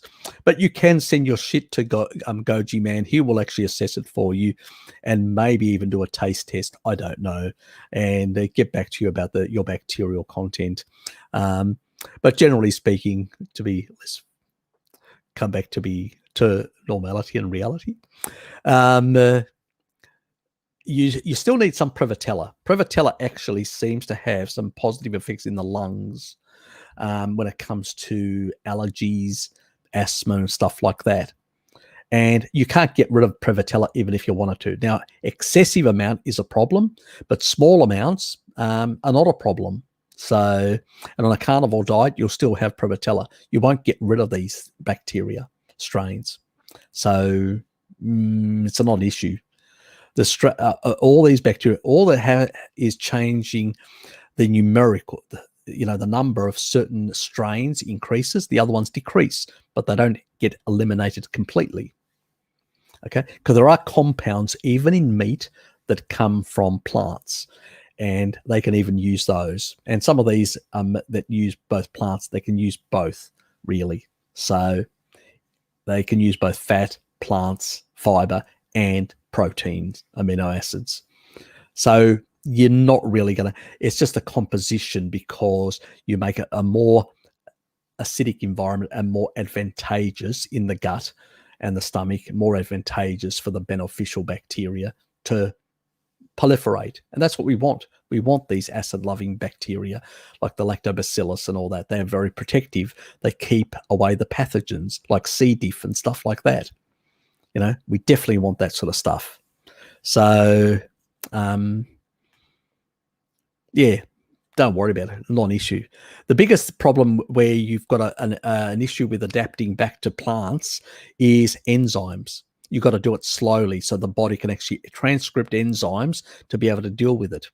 That's where the biggest problem lies, that you don't have the machinery to switch back immediately. That's why I usually say to people, don't go very fast into the carnivore diet.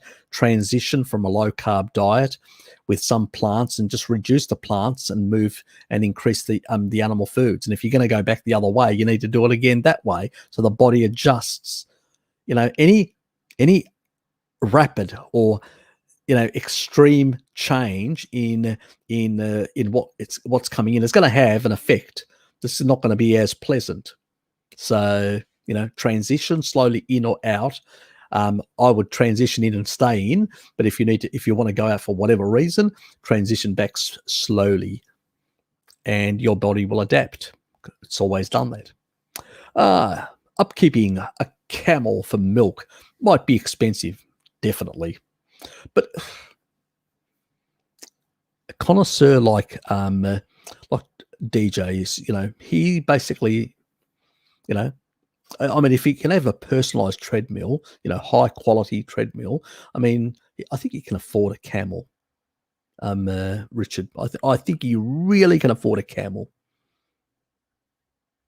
Now, he'll probably befriend the camel and may do other things to the camel. But seems to be less. It seems to be less of a problem for him to do nefarious things and extract rape juice from it. Yes, appalling. We should notify the other Vagoons about this.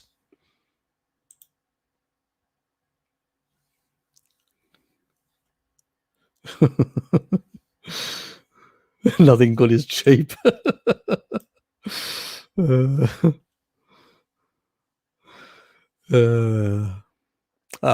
a bit of camel spit. Never hurt anyone.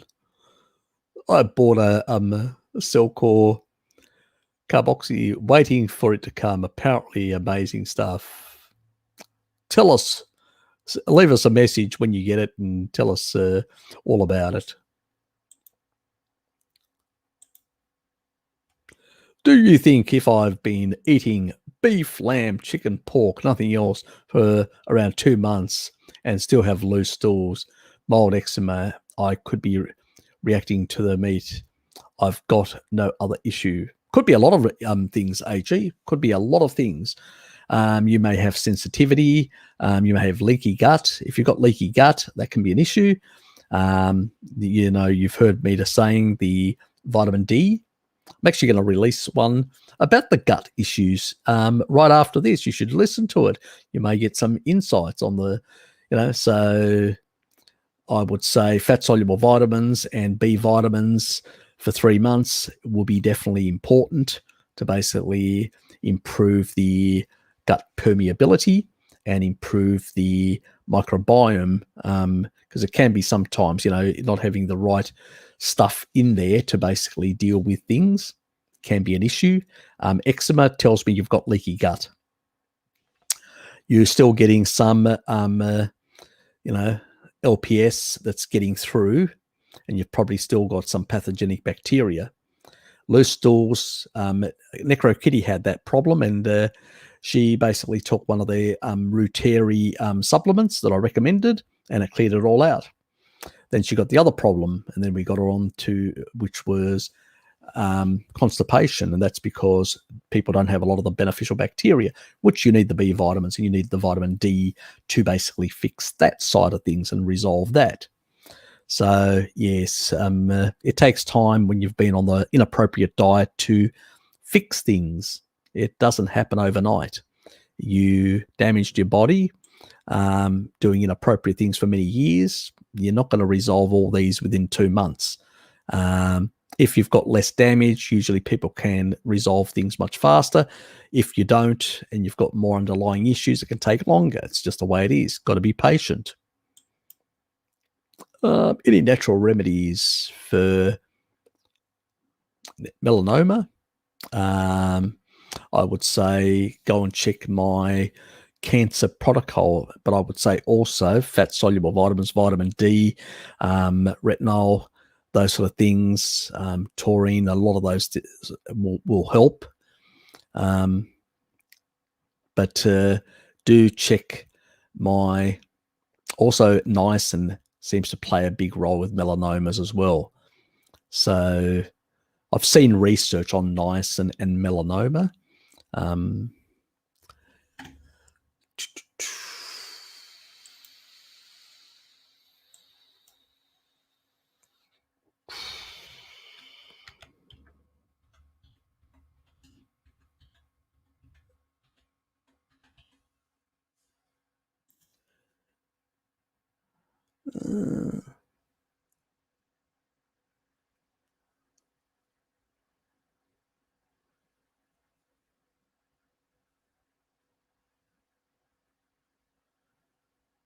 Yeah, this is the one. I think this is the one that looks like.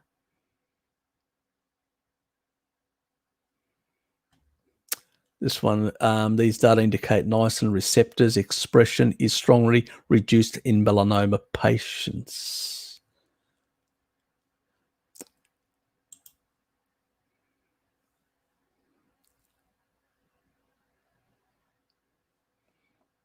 In vitro and in vivo. Oh, for fuck's sake.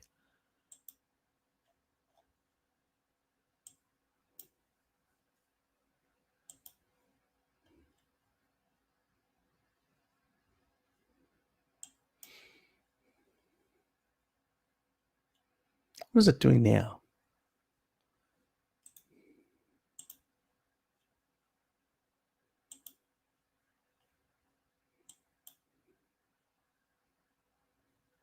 Just give me a sec. I need to kill off my...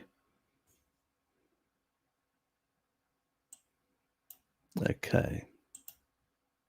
That seems to be working. I don't know why I put it in that folder. Share.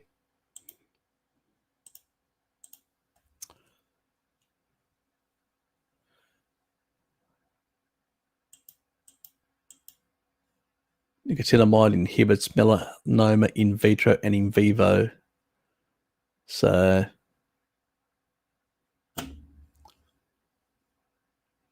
that's a study there. I can't remember the link of it, but I will do something at some point on it. But also the anti-cancer protocol as well is really important. The senolytics like Pfizer, that would help as well because that would kill off some of these senolytic things. But it seems like the enzymes involved because of the matrix metalloproteinases. So, and the ones specifically for the skin is MK4 and retinol. So I would, if you're on a carnivore diet, you're probably getting some level of retinol. I hope your vitamin D status is good. But you may not be getting enough minoquinone 4. So I would supplement, and the let me just find the supplement of minoquinone 4. We need the high dose for this. There's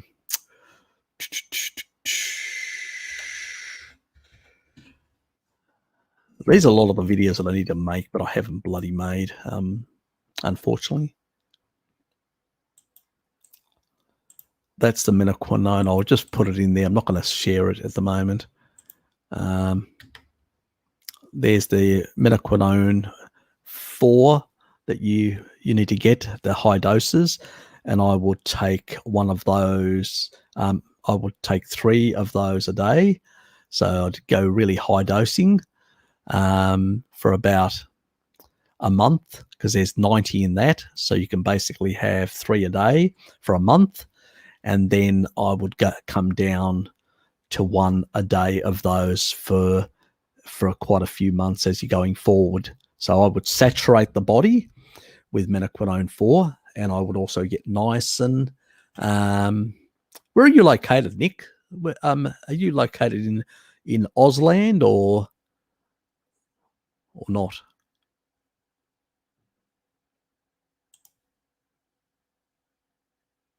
Do I believe the Tassie? Don't know whether the thylacine. Do not know. I've heard tall stories, and I remember one night we were out hunting. This is up in the Central Highlands in Hamilton, or was it? May have been Gretna. Was it Gretna? It was either Gretna or Hamilton that were up there, and we were. I was out with some of the guys, doing a bit of hunting on the back of a ute, and we ended up talking about the thylacine Tasmanian, and somebody said that they'd actually seen one and all this sort of thing. I didn't believe them. I don't know. Actually, I don't know. There's been sightings, but no idea. So it'd be wonderful if one existed, but they were hunted to death, by the farmers, a lot of the graziers, and a lot of especially those who had a lot of sheep, because they used to kill a lot of sheep. No idea, Nick. No idea. Be interesting if there still were. But if there were, they'd be probably on the west coast somewhere where it's very dense bushland.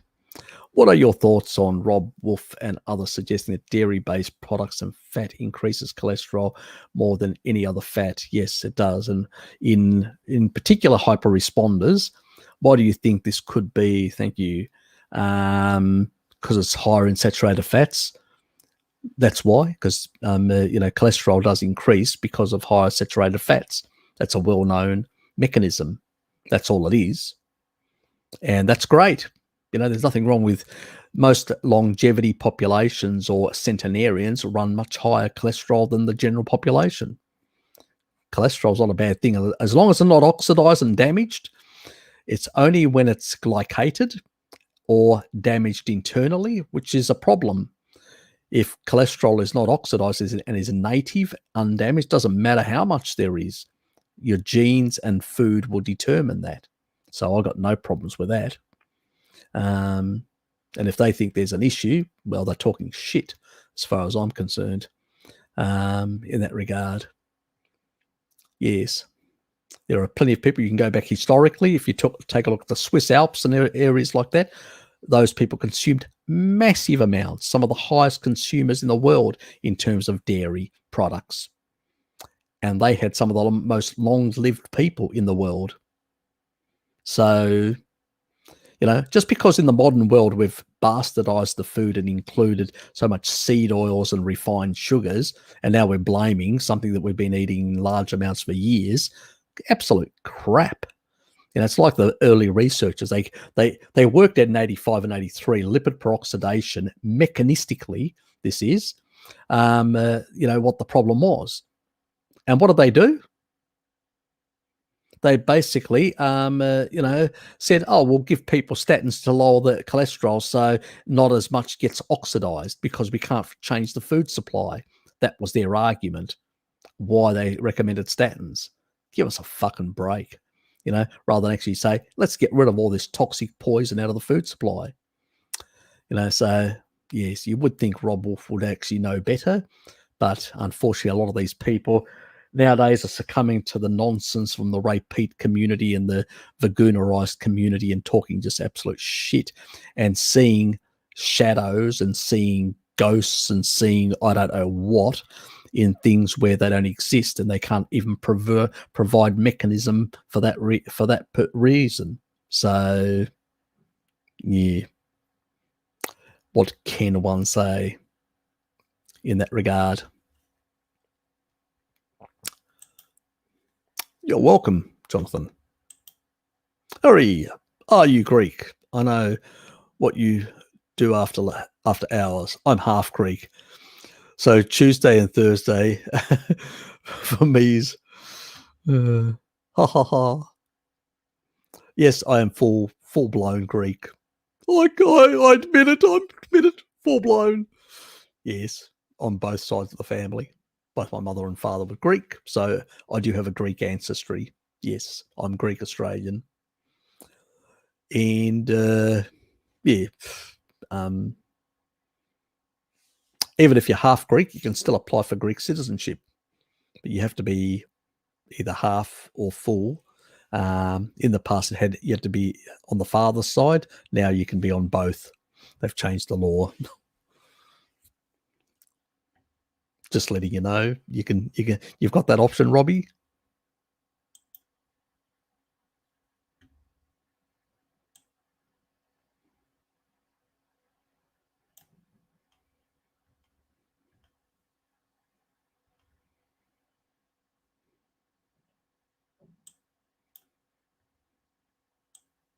Snake-based oil. Look, I've got no idea. I've never looked into it. Yeah, I don't know whether it does or it doesn't, Robbie. I've got no idea because I've never looked into it. I know the liver and the kidneys and the lungs get rid of most things, and I know that if the bile is working well, it usually gets rid of things like selenium in the diet, chelates, and gets rid of. But you can use other compounds like milk thistle that it also is a chelator and can remove some of these things out. How well this works, I've never really seen the research to really be able to say either way. So I'm not going to give a comment because I haven't looked into it. And it would be, but do let me know. Send me an email or put a comment and tell me how it's going and what sort of results you're getting, because I would be interested. Do you know if lactoferrin is lipohydrophilic? Will it end up in butter or rather in whey? Not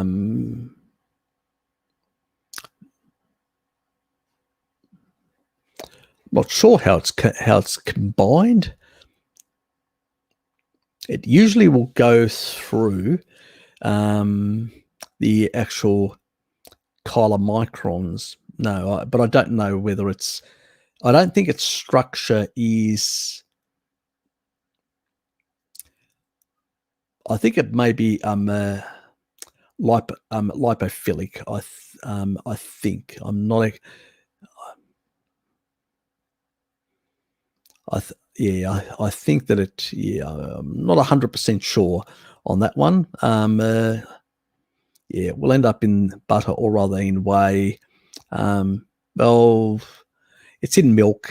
It has been found in whey and has been found in butter as well. So it may be neither in that regard. It may be a bit of both. I'm not sure. I haven't really looked into it, the exact structure and how it actually interacts with fluids. So no, can't answer that one. I should look into that one. It's interesting. Never thought of that part. Ah, thank you, Llama.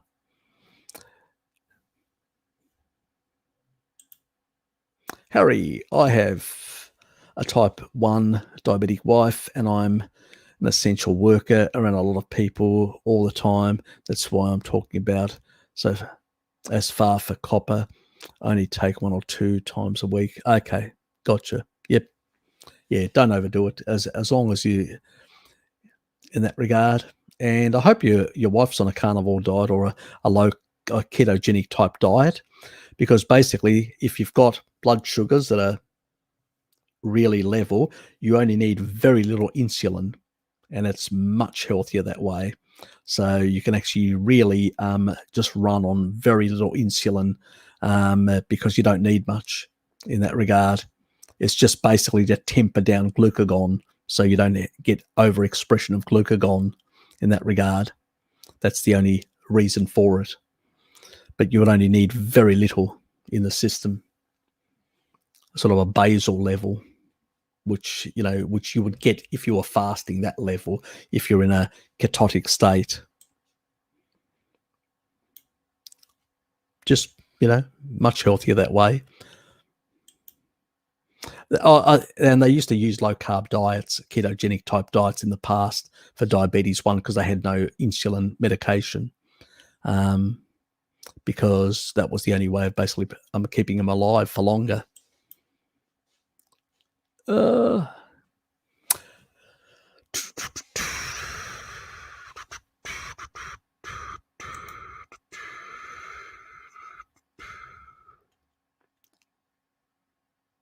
I probably will. G'day, Alex. Good to see you.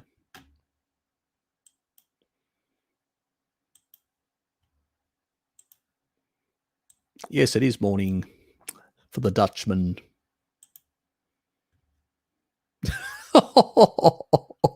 Oh, that's nasty. That's fighting words, Blinky. Fighting words. God. Alex turns up. He's pleasant and nice and sociable, and then Blinky just gives him the jab. I've read that a lot of globules in cheese specifically, but not in milk, doesn't affect cholesterol in the same way. Any truth in this? We don't really have any really good research. A lot of research isn't done specifically on foods. Like there are like some research where they look at like insulin effects or glucagon effects or some other hormones and stuff like that. But clearly cholesterol, they've only looked at the actual, like the fatty acids. They don't look at like whole foods. So most of the stuff's been done on, let's talk about how much cholesterol. And this is how they've been doing it. Like these experiments being done by putting in certain fatty acid profiles and seeing what the effect. And that's how they extrapolate it. That's reductionism. That's called reductionism. But whole foods, we don't really have good research, because you have to remember that any cheese or any food, animal food or whatever, plant food and all that, the fats are not just saturated or monounsaturated or polyunsaturated. They're a mix, and they have different ratios. And also, even the same animal or the same plant can have some variations for a whole lot of factors: the way it grew, on what soil it grew, what it ate as an animal, and all sorts of things. And all these variations can actually exhibit very different effects in the way they affect. But it's pretty much irrelevant. And some people can hyper-respond where others don't, and that's genetics as well. So there's a lot of factors in there. As I said, it's irrelevant.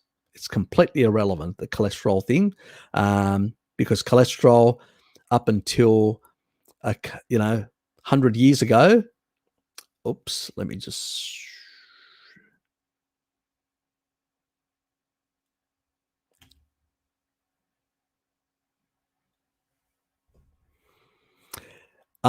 up until 100 years ago, these things weren't an issue. Nobody talked about this sort of stuff. It was not an issue. It's only in recent years where that's become, people talk about this. And it's only because we've included a lot of glycating factors and a lot of seed oils and create a lot of mess in the food supply. That's where it's all coming from. I think we need to not worry too much about those sort of things. There's, it's only when things are glycated and friggin' damaged. G'day, Kitty. Hurry. Oh, the Biogear Finland has 5 billion per capsule. Then Biogear 200, switch to plus periodontitis, finally fixed everything and has all 3 strains. Okay, good. So yeah, that's a better product. It's the same. So did they get a license or something to be able to have those same strains? Interesting. Okay, didn't know about that. Shoot me an email, NecroKitty, so I can actually do a bit of an investigation on the company. and all that, just so I can look into it. I haven't had a chance. If there's something better to recommend, why not? Save people money and get a better result. Yep. G'day, Christina. Good to see you.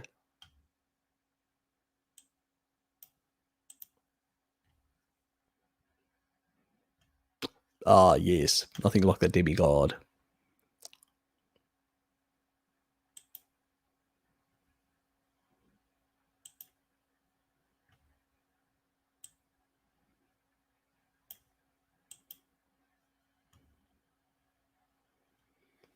Harry, I have had to be jabbed by a mandate, unfortunately. I know you work in the medical field, so yeah, I understand. I can't afford to support myself on and pay the lawyer. Yeah, I understand.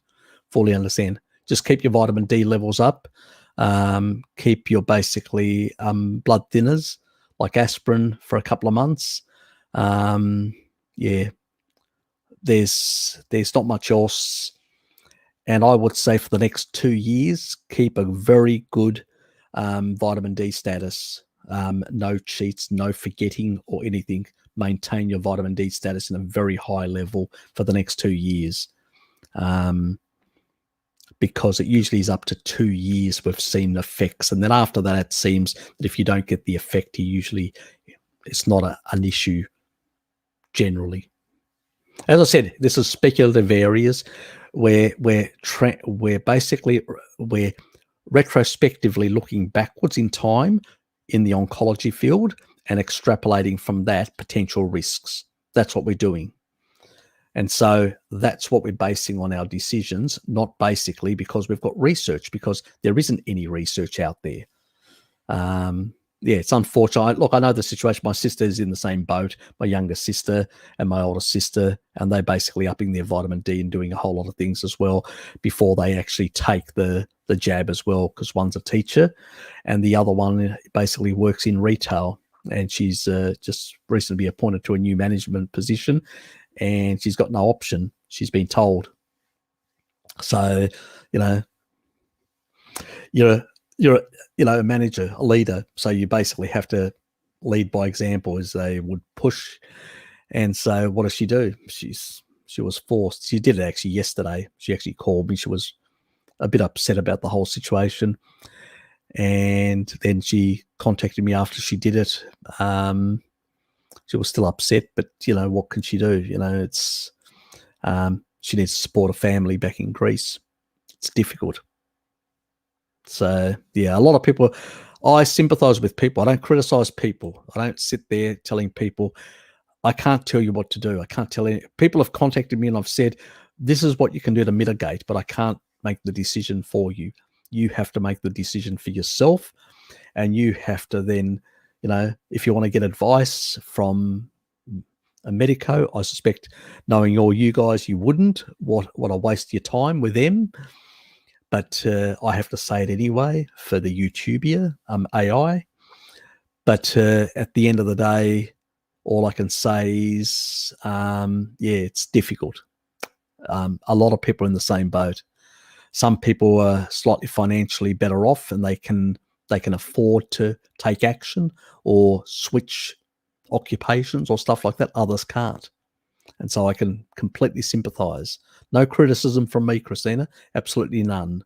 I will never basically criticize anybody. I will go out of my way to help my subscribers in those difficult moments, to basically provide them with the best information I can come up with to help them. And I will be continually looking into this space in terms of this area, specifically because I know some of you people are going to be mandated, and I have to have solutions for you down the track in the next 2 years at least. So, I'll be monitoring this space quite closely for people like yourself and others that are like my sister and others that are finding themselves in a similar predicament and are forced to basically go down this path. So, yeah, take care,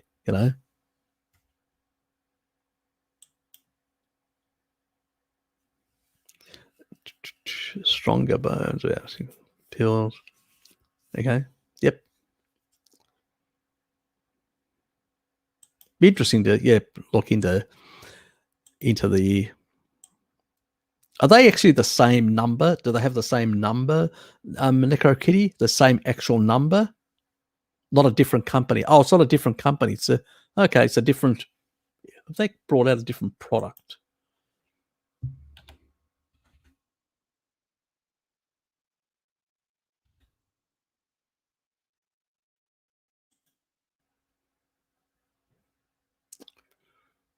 I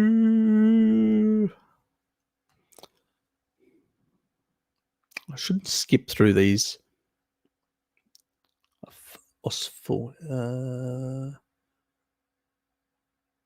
Okay, here it is for bone health. Oh, this is a bit more pricier than the other one for bone health, and they have.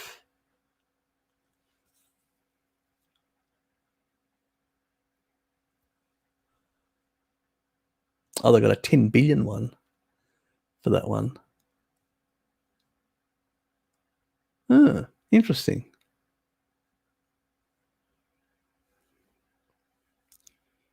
Very interesting.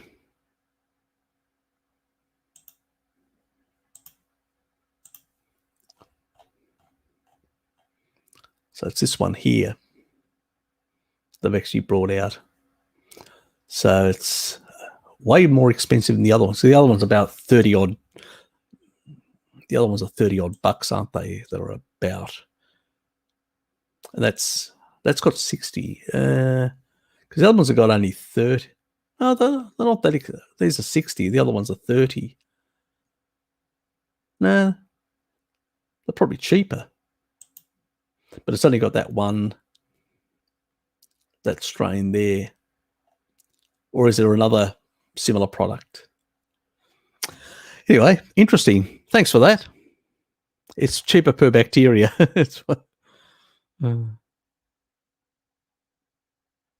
Okay, I'll look into it. Yeah, this Swedish company makes really good products, I have to say. They're pretty good at that. So yes, very much in that regard. What's Robbie? What about it? Acetyl, what is it? Acetylcysteine. So, well, look, you could if you eat enough of the animal foods, you should get enough of this sort of stuff. You don't really need to in a sense to basically supplement in that regard. I know it helps with things like, it helps with with people that have got asthma. It's pretty good with the mucus, thick mucus and all that, bronchitis, stuff like that. I think I actually recommended it to my sister when she still had asthma at the time, sort of to help. She never bought it, but I did recommend it to her at the time. But she sort of hers was more structural, so it resolved through eating more eggs and getting more the nutrients, choline, and I think it was a choline thing because I've got the same genetics previously, and I had touch asthma and bronchitis, so I think it was the choline issue in our genetics that she probably has the same thing, and now she eats plenty of eggs and all that. And that's gone away. It was a structural thing with lung surfactant. But yeah, look, it's useful. Don't get me wrong. But do you really need a supplement unless you really have some issue? CoQ10. Do you really need a supplement? I mean, it's in liver, eggs, hearts, in meats. There's plenty. So if you're eating a carnivore diet, you should be getting more than enough of these things. you don't really, I mean, the only time let me just unshare that. The only time I did CoQ10 was, I mean, it helps with in the electron chain through complex 1 and complex 2. It basically helps there with the electron transporter. But, in my statin days, I did about a year of statins, and I basically did a high dose at the time, but really didn't do anything after that. I just basically occasionally have a bit of heart. I actually did a lot of hearts for a period of time after my operation. So, yeah, I don't see the need to supplement specifically with a lot of these things. I mean, NAC for certain neurological issues, or as a short term, or as a quick sort of response to some respiratory things, can be useful in that regard. Probably having it in your cupboard for a COVID situation or any respiratory infection could be useful in that regard, in dealing with a lot of the mucus that is generated. So, if somebody's got a child that's got asthma, and they're not willing to change their diet or whatever, it could be useful to help the asthma child. Things like that. I don't think most carnivores need to supplement, personally. That's me. There are things that we need, but things that we don't need or may need for a short period of time, like even the B vitamins, 3 months, vitamin D. You can get plenty of B vitamins from the diet, from an animal-based diet. Yeah. Could you make a video on high blood pressure, Roy? Lots of people with high blood pressure. Yes, I could. It's basically just insulin, high water retention. And so, and there could even people that have got unresolved insulin resistance. It's really insulin, basically. You get insulin down the quickest way to do it, to get insulin down and blood pressure down, is do a 3-day fast. 3-day fast will resolve everything. And then, as long as you go back to a species appropriate diet, you should maintain good levels of blood pressure. The other thing that I would actually definitely make sure is have good levels of taurine, because taurine actually balances the intra and extracellular fluids between the cells and the bloodstream, and also all the minerals that are very much involved in basically blood pressure. So really important in that regard. So I would say make sure your taurine levels are good, whether from supplements or food, and make sure you're running much lower insulin levels, pretty much. But yeah, look, it's on the cards, in that regard, on blood pressure. I mean, some people can react adversely, like Bart, to coffee. So he tended to have a higher blood pressure when he was consuming a lot of coffee. Then he stopped it for a long period of time, and it resolved itself. Even though now he has a bit of coffee now and then, it hasn't affected him or altered that. So it must have been the higher coffee. Some people can have higher heart rates as well due to coffee. So there's a lot of people react differently. Let's put it that way. Yes.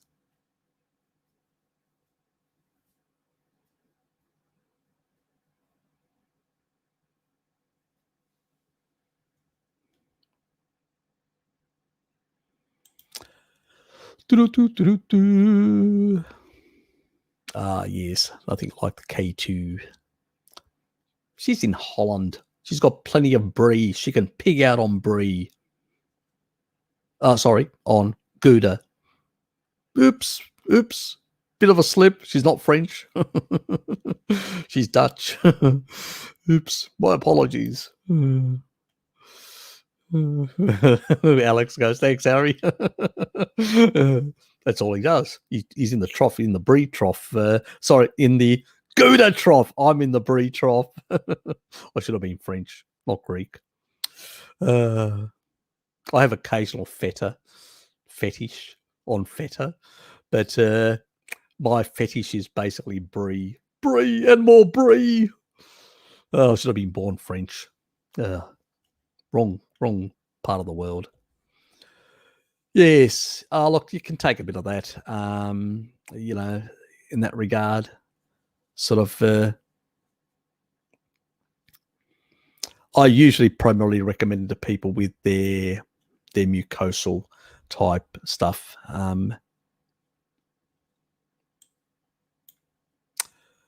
Problem solved.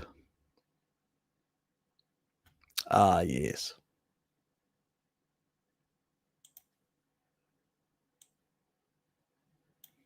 Speaking of cats, I get her seizures down again. Last batch was too lean.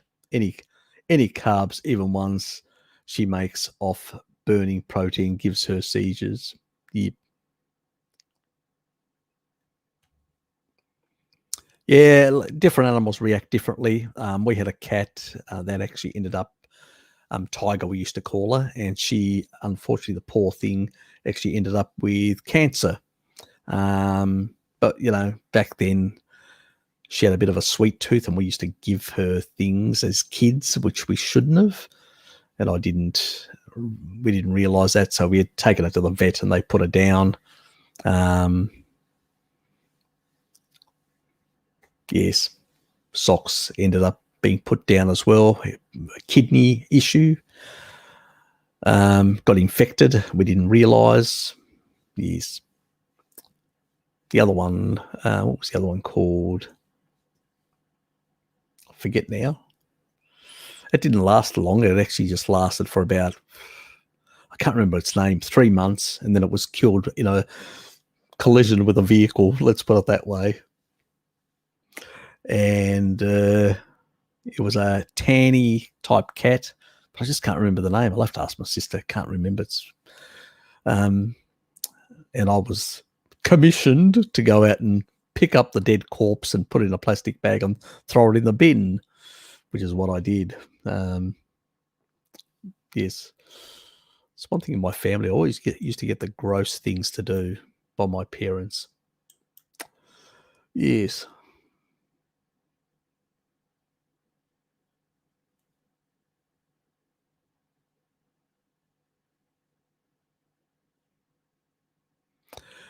Yep. I think at some point, a lot of us are going to be getting some of these awful emails.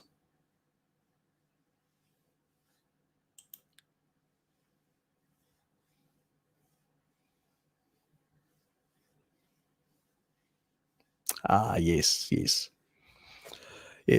The thing is, a lot of these bacterial strains and some of the B vitamins and the vitamin D Kitty's been doing have improved her gut microbiome quite a bit, and she's much better now, and she's resolved a lot of these issues. And I'm glad I could have helped. So it's good to hear that everything's going really well. She's still, pooping out good stuff, and no problems there. And that's the key thing. Yeah, it's not a good thing. Not a good thing at all, Christina. Yeah, yeah. You've got my concerns and my love. So I understand how you feel. Yeah, it's bloody awful that this is happening, but yeah.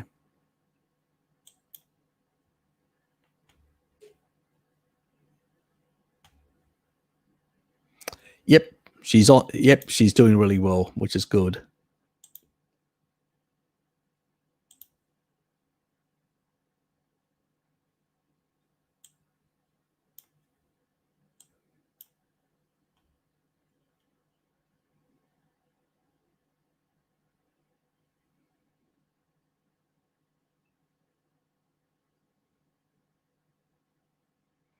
That's the thing. Look, it takes time. It takes time to heal.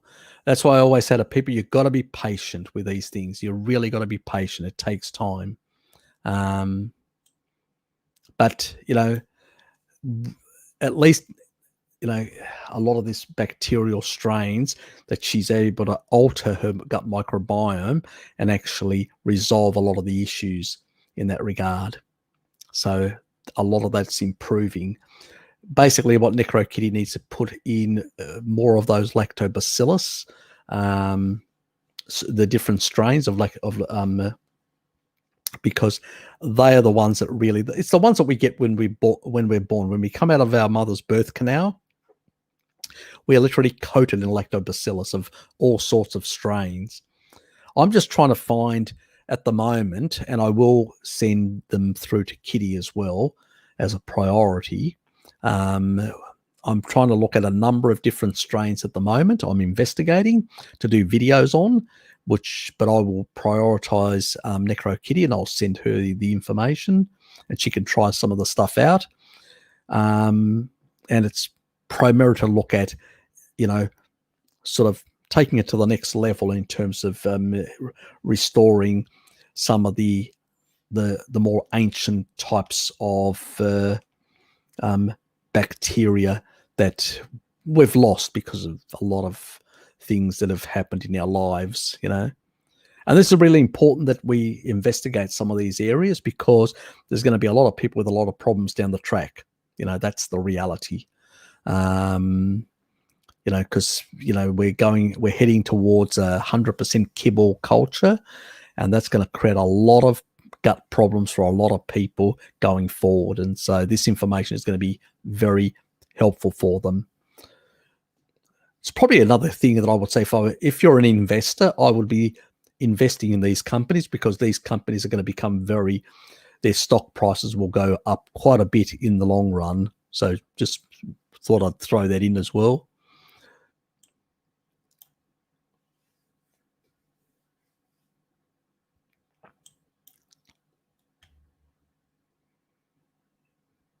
Yeah, it's pretty much everywhere, unfortunately. The reality, it's bloody.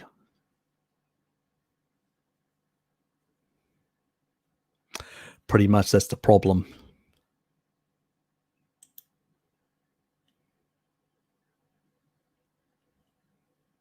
Yep, it's a bit like that in a lot of places.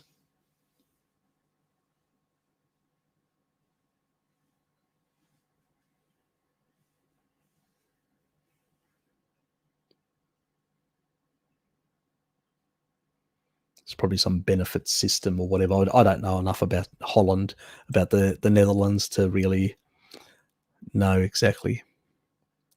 You heard a mousetrap and you appeared. Don't be concerned. It's not a trap for mice like you. But then again, you're in. Yes, you're in the gulag, the New Zealand. What's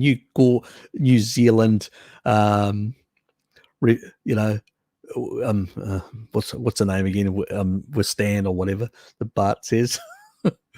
God Almighty. Jacinda stand or whatever it's Bart calls it. You're in Jacinda a stand, and I'll be coming for you, Richard, to put you in the gulag for a month. I'll lock you up. If you want some company, just grab Ted as well.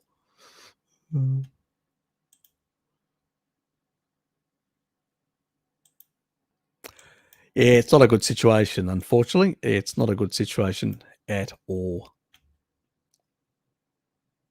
But yeah, if you need, Christina, if you need to drop me an email, just drop me an email. If you want to just have a bit of a chat or whatever, just get things off your chest, or ask me any things, don't, just send me and just put urgent, and I'll get back to you immediately. Hi, Harry. For COVID, what do you suggest someone take one prior to injection or prophylaxis to beginning? What I said earlier, what I said earlier about vitamin D, maintaining a good vitamin D status. I would also take an aspirin as well. And I definitely wouldn't take Pfizer. I definitely wouldn't take Moderna, any of the mRNAs. I just do the AstraZeneca, the viral vector ones. So if you're going to do anything, just the viral vector ones is what I would do at this stage. But yeah, pretty much the vitamin Ds are very important, and just because the clotting factors, which is the other issue in that regard. If you can get ivermectin, that would be good. If you can't, I'd also go for a slightly higher dose of taurine as well in there.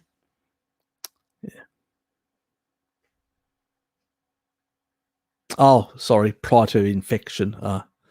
Yeah, vitamin D, basically. Yeah. I'm just thinking injections. Thanks, Dom. Yeah. Yes, must be late in the night. Yes. So I would say basically if you can actually get, the best thing you can take is basically, if you can buy it, store it, is basically injectable vitamin D. There's actually a supplement one. Dom, do you remember, or was it Alex? I can't remember whether it was you, Dom, or I think it may have been you, that actually had a link to the vitamin D. You can actually get it as a supplement, which is the one that basically is the active form of vitamin D. Good recovery this time. Thanks, Dom. Fucking Roy, he doesn't know what he's doing now and then. I'll have a talk to Roy after this live stream. Yeah, so basically, I'd try and get from Portugal. Yeah. So it was Dom. Can you put the link up, or did you actually send? Did you send me the link? I can't remember now whether you did or not, because I can put.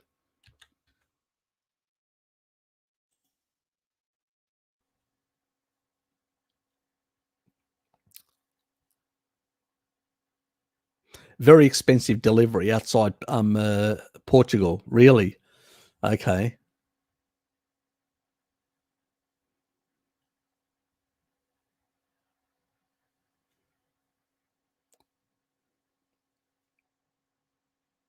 Are you able to put the link up on yeah, because that's another option, because then you can basically take that. If you can get the injectable one, there is a video of a lady on one of my live streams that I actually put.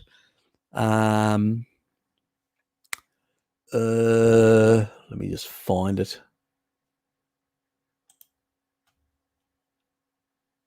Thanks, Dom.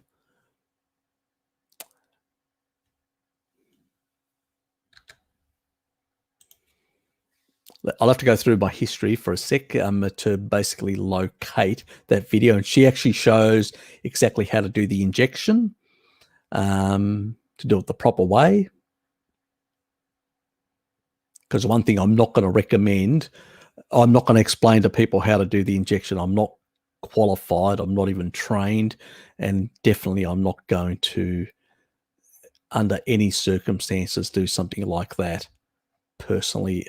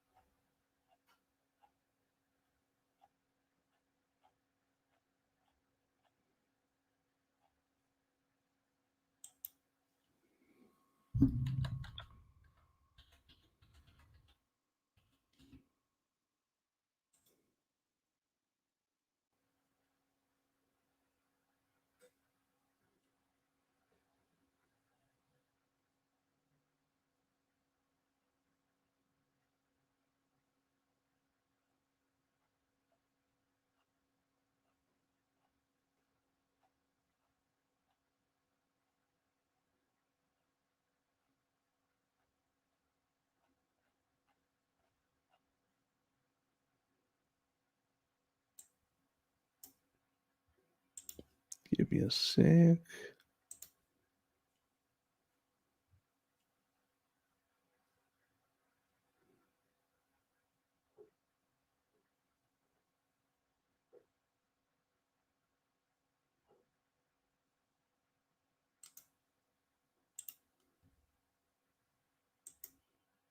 I think who was this one?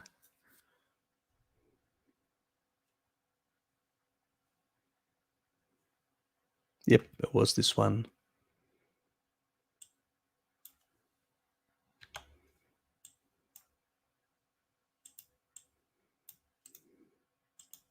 So this lady, Dr. Quinn weight loss.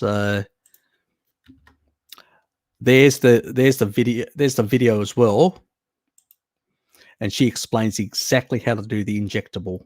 So if you basically find you can actually locally get the injectable vitamin D, get 10,000 IUs, and basically there's that video of that Dr. Quinn weight loss, and she actually demonstrates how to do the injection yourself for vitamin D. So very, very important in that regard.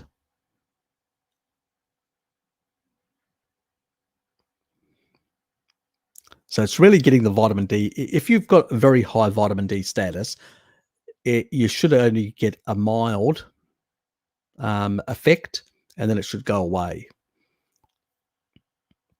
If you've got a good vitamin D status, my mirror, when she got it, the next day she basically got vitamin D injection, and basically after that, completely she recovered. She was out of bed the next day, so she was slightly deficient, and it worked very well. If you've got a good vitamin D status, technically speaking, you should only get a mild symptoms. That's what you should really get, just mild symptoms. Unless you're deficient, you shouldn't get severe where you need to basically take high doses, generally speaking. But those are the options of basically either trying to get 10,000 IU injectables of the active form of vitamin D, the storage form type thing, not the active, the storage form, which then your kidneys can activate. If you've got kidney problems, which I suspect you don't, but if somebody did, they would have to get the active form, which is very expensive, and you can only get that with prescription from most places on the planet. Very hard to get, and way more expensive as well.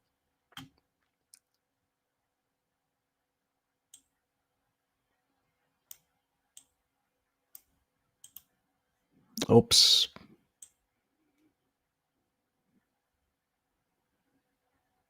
Thank you, StreamYard, for just losing my spot.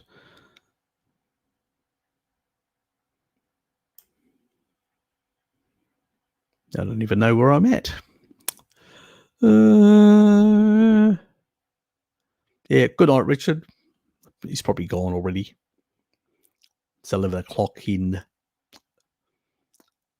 Wasindistan. Usindistan.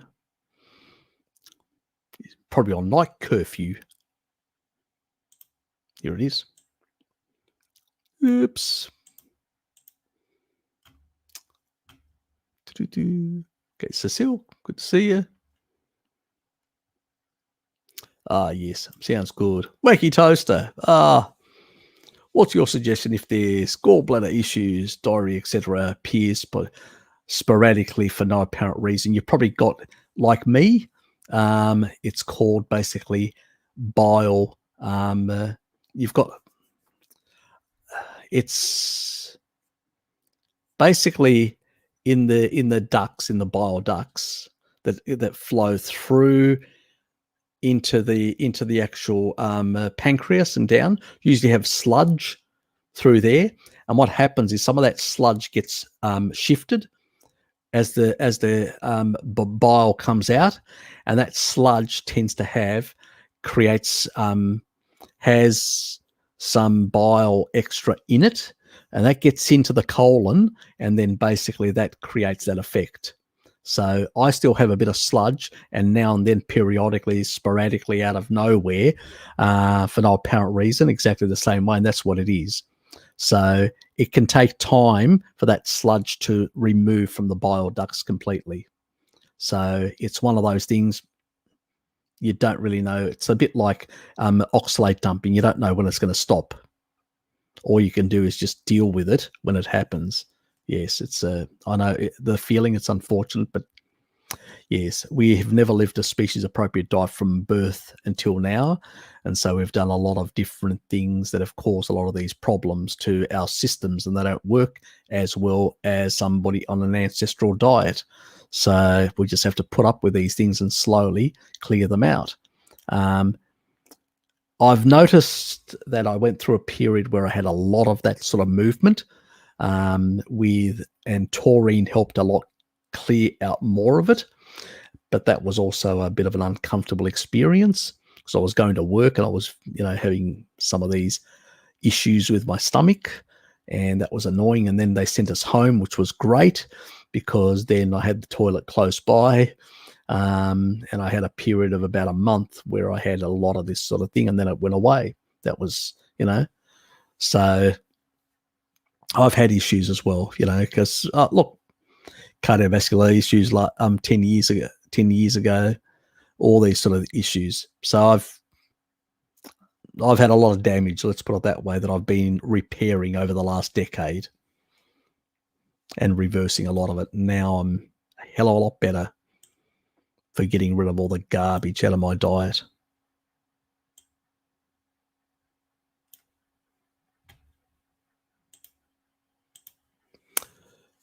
Charlie, good to see you. Vegans always like to use the average life expectancy argument to refute N15 studies. That as well. That as well. They do use that quite a bit, but they seem to forget about infant mortality. And they also seem to forget that it's based on the bones that we find, not on the bones that we don't find. So, children would have been around a site. Older people would have died everywhere else, even away from the tribe. So can you say that basically, because there's higher amounts of young children buried locally close by to where the tribe was, that is indicative that basically more younger people died compared to older people? And so from that extrapolating, you bring the average down. Maybe you're not taking into account a whole lot of other bones that are missing, that person died out hunting or whatever, and they just were left there. So there's a lot of problems with a lot of that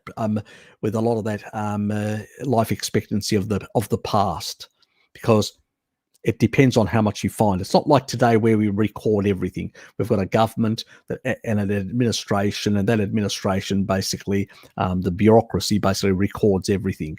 So, I've put a lot of question marks on those, especially nowadays, like Mary Ruddock and many others that go out into these communities, in these tribal communities that are still the Maasai and others, and find centenarians amongst them.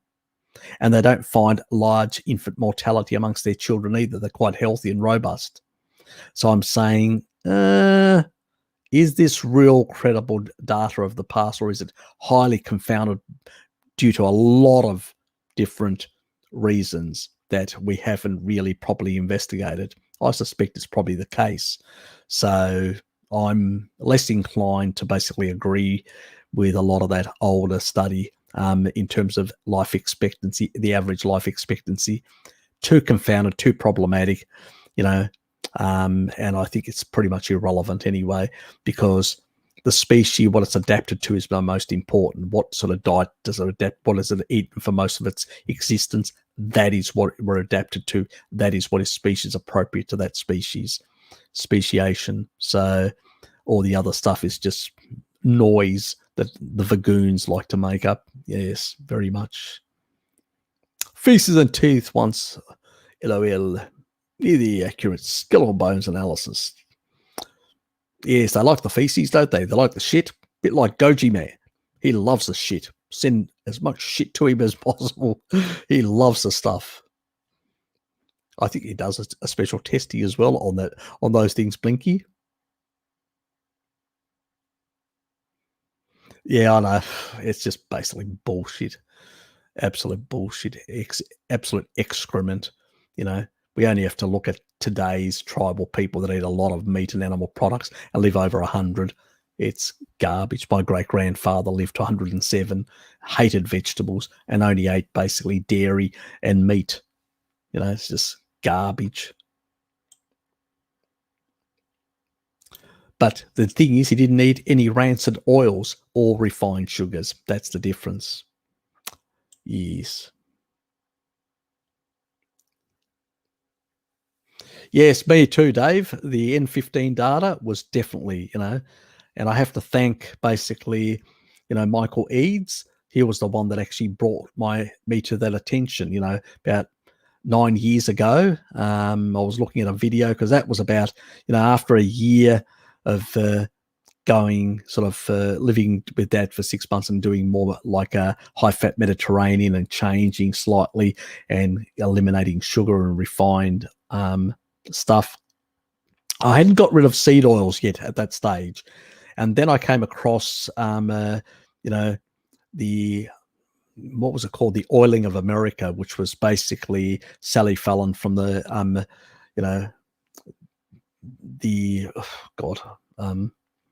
the Price Foundation, the Western Aid Price Foundation, and she basically sort of.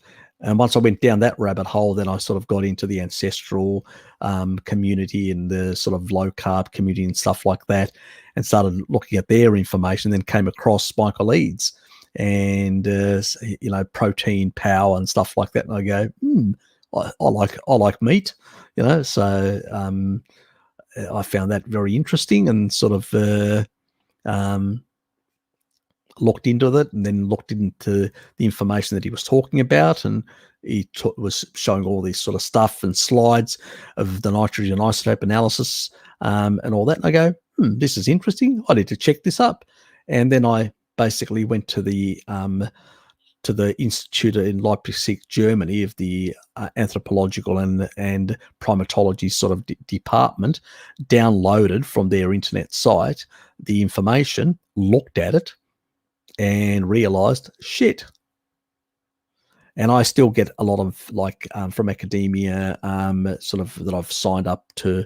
I get a lot of N15 isotope analysis stuff because I'm always interested to see the sort of variations in different population groups and how, as we transitioned into agriculture, these things changed and varied in different populations.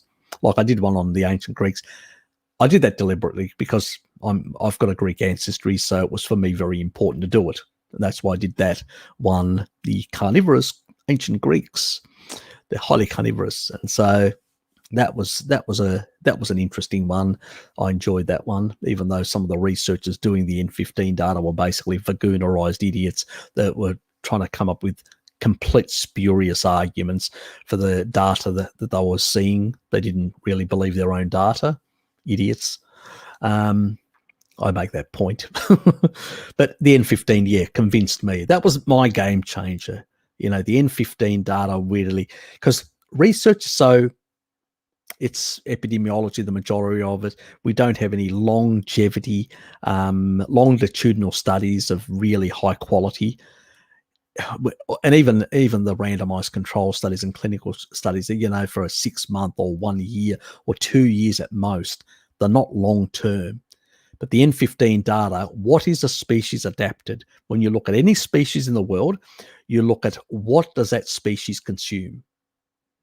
That's what you have to base your arguments on. And when I looked at that data, I was convinced, it was slam dunk for me. The worst response I've ever heard, higher levels of nitrogen 15 are from eating mushrooms. I would have laughed. But again, I would have said to these people that mushrooms are more like animals than, but the reality is they're so nutrient poor in terms of other nutrients. And if you were eating to get that amount of protein from mushrooms, you wouldn't have much room for any other food, and you would be nutrient deficient to such an extreme level, even more extreme level of nutrient deficiency than you would have from plant eating. So a complete and utter bollocks, as Ted would say, absolute garbage to even argue that. But I'm not surprised. They'll lie, they'll cajole, they'll make up any shit to basically try and find some reason to, because it's too strong. The N15 data is so powerful. When you can actually say that millions of bones from all over the world exhibit these high levels of N15 and very low levels of N14, which means humans for most of their existence, and all other hominins, not only humans, but all others of the genus Homo, that means all our relatives right back to, the early hominins, all of them are super hyper carnivore for millions of years. That information is so powerful that, a species that has evolved and adapted to a highly carnivorous diet for millions of years, for people to basically say that that's not our natural diet is just completely, you have to be brain dead to argue otherwise. That's why it was so compelling. It basically was a slam dunk for me. It basically convinced me that even though a lot of the other data out there is highly confounded, that was definitive for me. The N15 data just sold the carnivore message for me completely. It was so easy. And then all my other research going back and looking at history and all that just sort of added to that in that regard. The average life expectancy was about mid-40s too, because it included child mortality that was disingenuous. Exactly. My grandmother on mum's side actually had like about 10 kids. She lost 6 of them. And she was still able to have kids in her 40s, late 40s, maybe even early 50s. We're not sure about her age. She was quite old, when she had, my auntie Helen, who was the youngest one. The other 6 children had died due to infant mortality, poverty, war. Greece was in one war after another and civil wars and whatever else from its independence.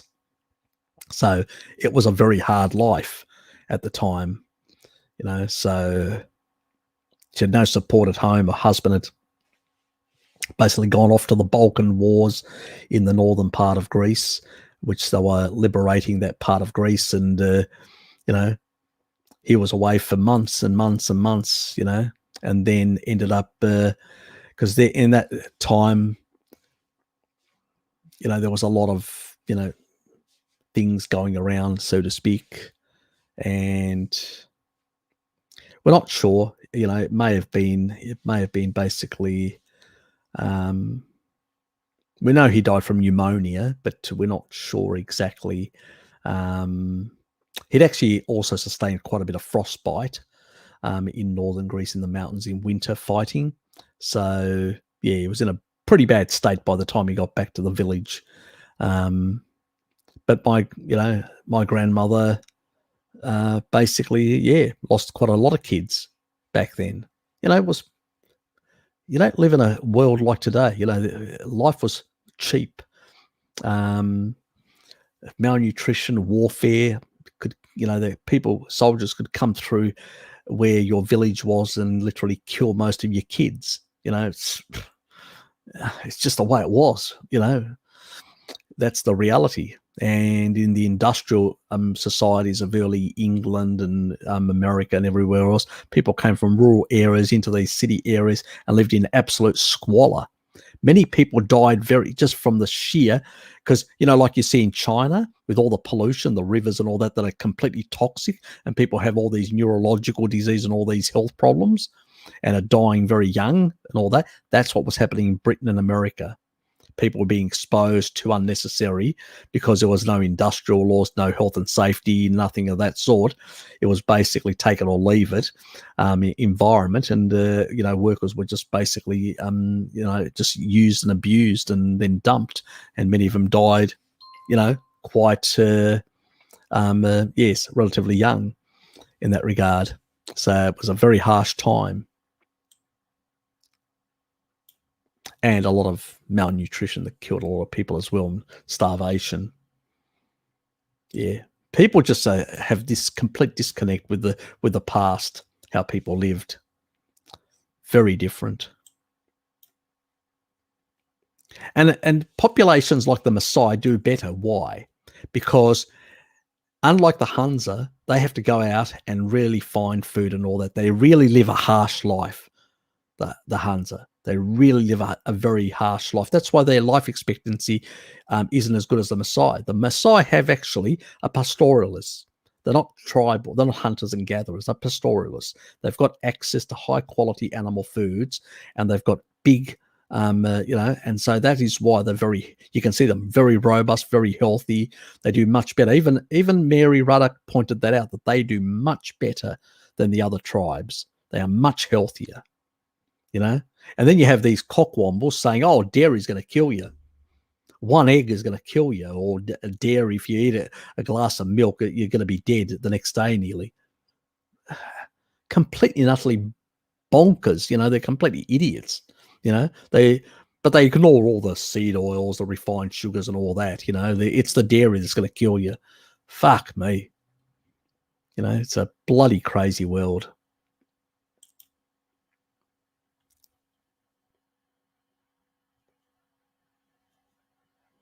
Yep, exactly.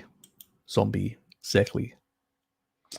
Yes, exactly. The rest is a bonus time, definitely.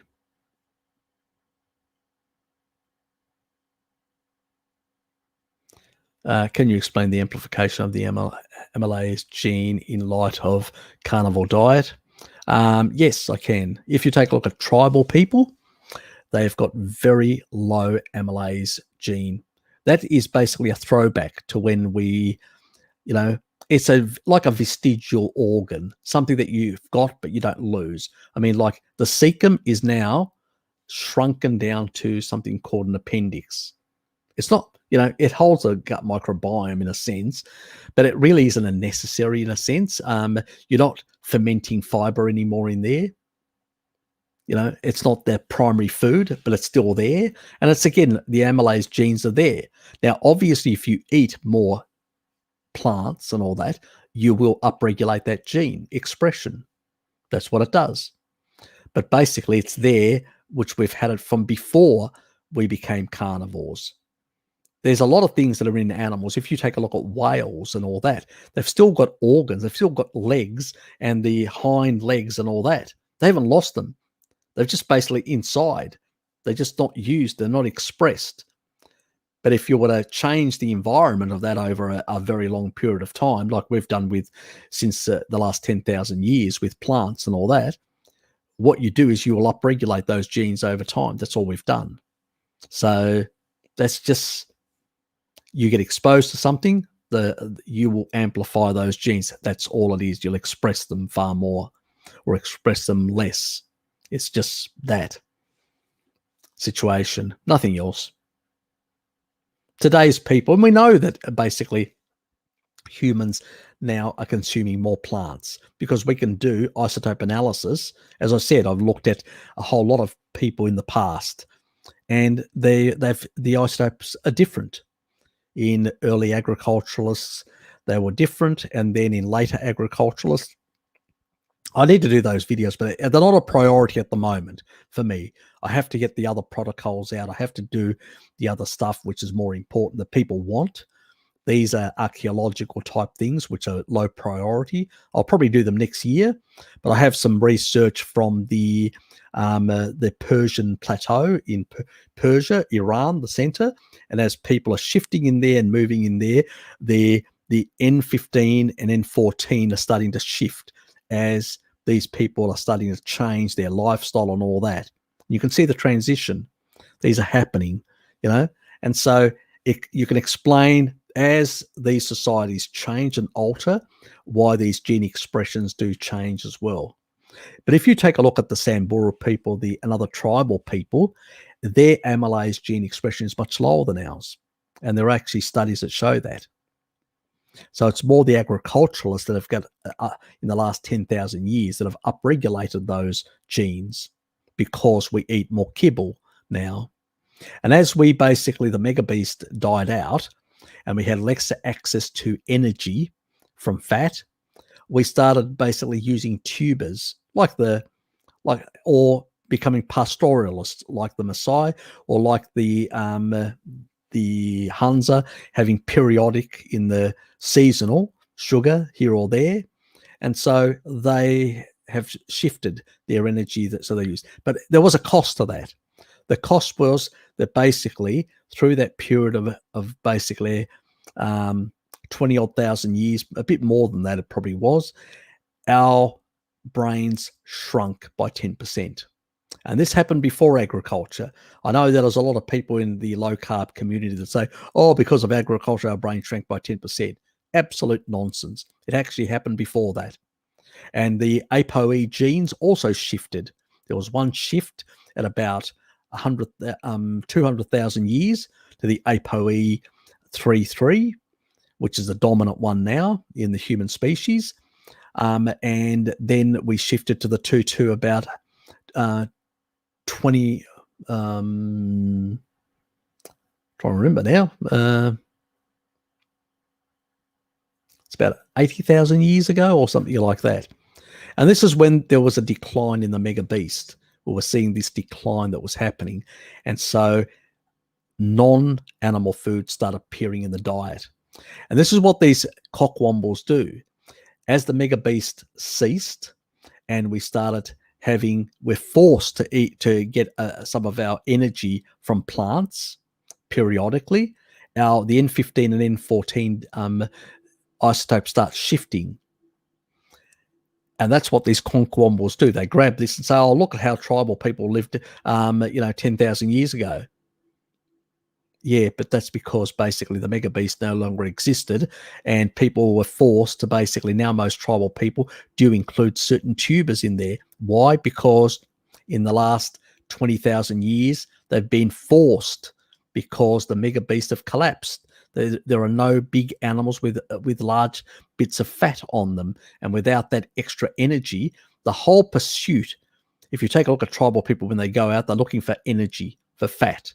The fatter the animal, the better. If it's not fat, they throw it away. They're trying to get energy. That's the whole goal. We've got fat stores, unlike chimps that have got very little fat stores. I did the chimp video. You can check it as well.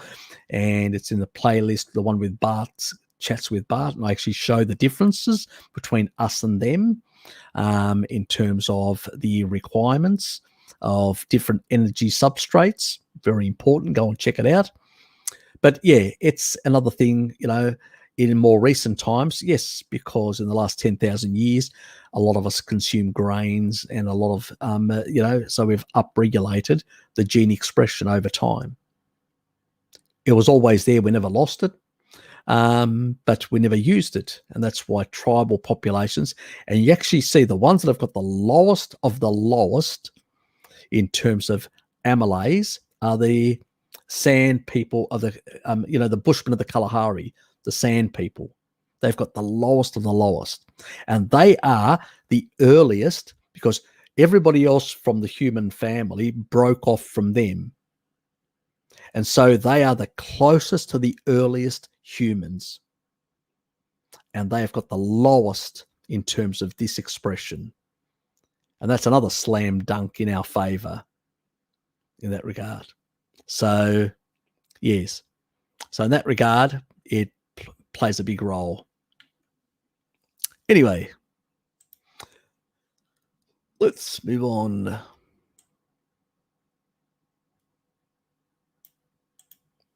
Harry, have you heard about the Tasmanian dairy farmer who makes vodka from lactose? It's supposed to be really good. Yes, I have. Yes, I have. I think there's somebody down in Salamanca Market that was actually selling the product as well. I think it may be the same people. Not sure. I'll actually ask Sean. My brother, he knows because he's got a stall down there selling coffee. So I'll actually ask him and find out because he probably would know because he's got his finger in all these different pies. He's a bit of a wheeler and dealer. So I'll actually have to ask him and find out. But yes, thanks for that. I've heard, but yeah, I don't know whether he's at the markets or not. Be interesting to find out. Sheep's milk. Ah, yes, love it. Love sheep's yogurt. Oh, God, Greek sheep's yogurt. And I mean real Greek sheep's yogurt, which has got no moisture in it. It's really thick and creamy. Oh, God. I went back to Greece and I literally bought myself a couple of little containers, shitloads of it. And there's my friend Andrew, and he goes, "What the fuck is that?" And I go, he goes, "Don't bring that close to me." He's a dicky die Aussie type, but farmer, background, and he goes, "Don't bring that fucking thing close to me." He didn't like the cream stuff, the other creamy stuff, which was a custard type thing. So he didn't like that, but yes, I said it's an acquired taste, But actually, it's quite mild. It's a really mild, actually, Greek yogurt. So it's not bad at all. I don't know why, who knows? Some people are more sensitive than others. Harry, it seems to misfold of proteins inside the cell and resulting aggression that the heart of many diseases apart from autophagy. Is there any mechanistics that can help remove them? Look, as I said, the only thing that can actually deal with fibrotic tissue in the heart is taurine. That's been proven. That's a slam dunk, and I've actually provided that information in the past. I haven't actually done a video, have I? It's one thing I have neglected. Yes, I'd probably have to do a taurine video specifically on the heart and on the fibrosis and how it breaks down fibrotic tissue and stuff like that, and remodeling. Yeah, I should do something like that. It's one thing I've just neglected. It's can't remember everything. Just too many things to do.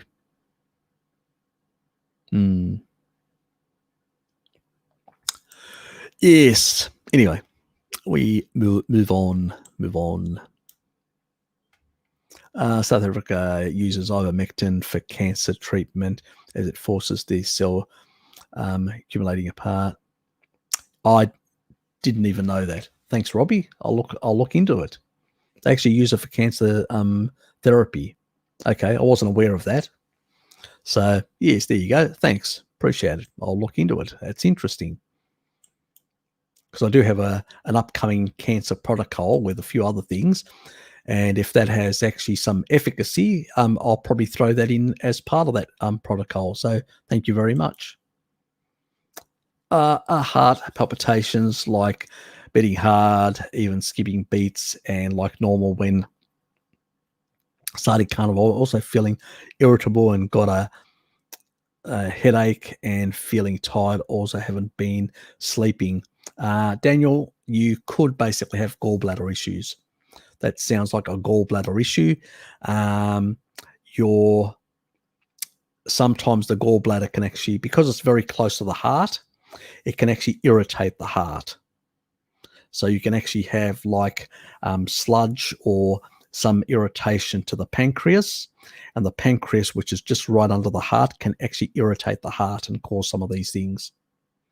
The best way to clear out sludge and the best way to clear out gallbladder issues is basically, and usually if you've got no real strong pain under your liver, it usually means that you've got more sludge than stones, which is a really annoying thing if you've got sludge, because the treatment will produce some diarrhea and loose stools, which means you need to emulsify and try and clear that out. And it takes a long bloody time with taurine. You need to be at least up to 3 grams. And I hope if you're on blood pressure meds, you have to go slowly up and make the adjustments to the blood pressure meds. I always have to say that because it does lower blood pressure, and I don't want to put people at risk. So just keep that in mind. And So yeah, it probably is that sort of issue. Can be a bloody problem. I had something similar to myself, and I actually thought that I may have, because I'd had a cardiovascular issues, and this was not exactly on the carnivore thing. It was actually happened when I was doing my low carb days in the early stages, where I started getting these issues, and then I was able to track it down and then scan it and realize that I had some gallstones and what looked like streaks, which they weren't sure, but doing a bit of research, I realized it was gall sludge. So it can be a bloody issue. And you're describing my symptoms a number of years back. So yes, so it's more than likely something like that.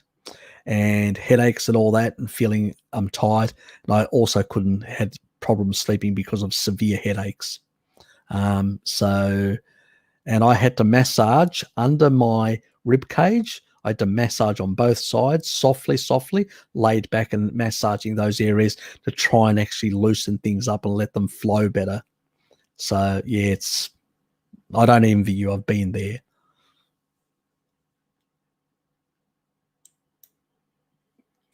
Opinion, like else everywhere else has one. Yes, they very much do.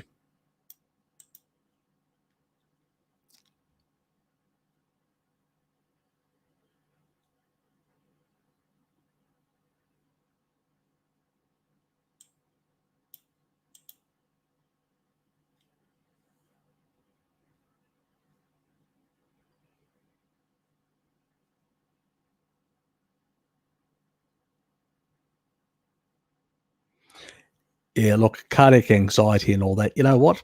Taurine, actually, which is the other thing, actually increases GABA and actually calms you down. It's a good calming thing. So having a bit of taurine at night is also a good calming thing. So yes, I can definitely recommend taurine for that. Robbie, I'm Greek, Bulgarian, and half Italian. You're a really bit of a mix. Got a bit of mix of everything.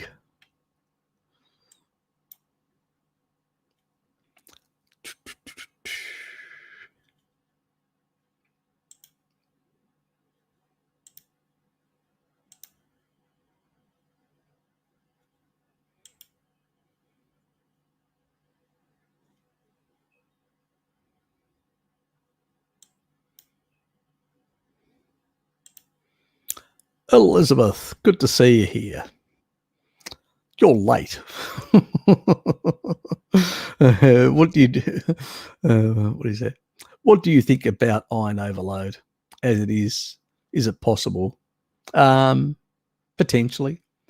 If you've got hemochromatosis, unlikely for anyone else in that regard. My brother had elevated iron, and because of Frankie, he's scared. Well, elevated iron, like ferritin, can basically also mean you've got an infection.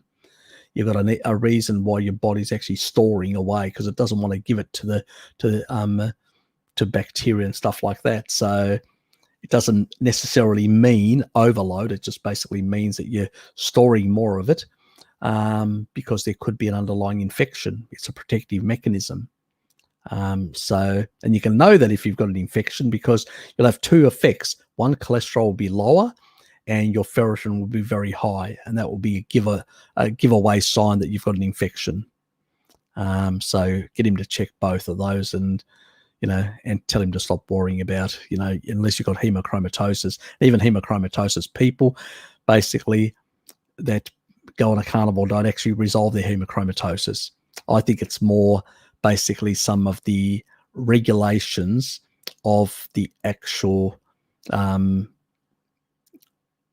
if you're on a species inappropriate diet, the way the body regulates a lot of these things. Taurine is very good for regulating a lot of the actual the minerals and stuff like that in the body. So I think it's less of a problem if you're eating a good amount of meat. it's not going to be a problem. So, but he should check his cholesterol. If it's low, he's probably got running some sort of infection underlying. You may have leaky gut, which means that he's running some amount of, it could be LPS, lipopolysaccharides, you know, the little hairline thing that actually creates a negative charge around the bacteria. They usually sort of, that grows and it usually cleaves off small bits, and it can get into the bloodstream and can create some inflammation, and that can potentially make the body react to think, oh, it's under it. It's got, you know, pathogens that it has to deal with, and it basically tries to hide away the iron, which isn't a good thing if it's chronic. You can end up with a subclinical anemia. So he needs to resolve that. And if he's got basically a leaky gut situation, you know how to resolve that. Elizabeth, I've talked about it a long time about the B vitamins and the vitamin D. Get your vitamin D status up, and a lot of these things do resolve themselves very fast.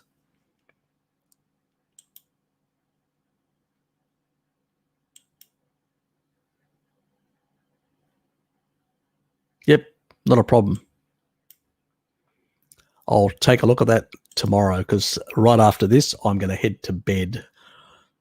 Someone asked about hyperresponders is due to low thyroid, so cholesterol cannot create hormones elevating itself. No. Hyperresponders are usually due to certain genetics. Now, cholesterol can alter its levels, but people that basically have thyroid issues, there can be a whole lot of different states.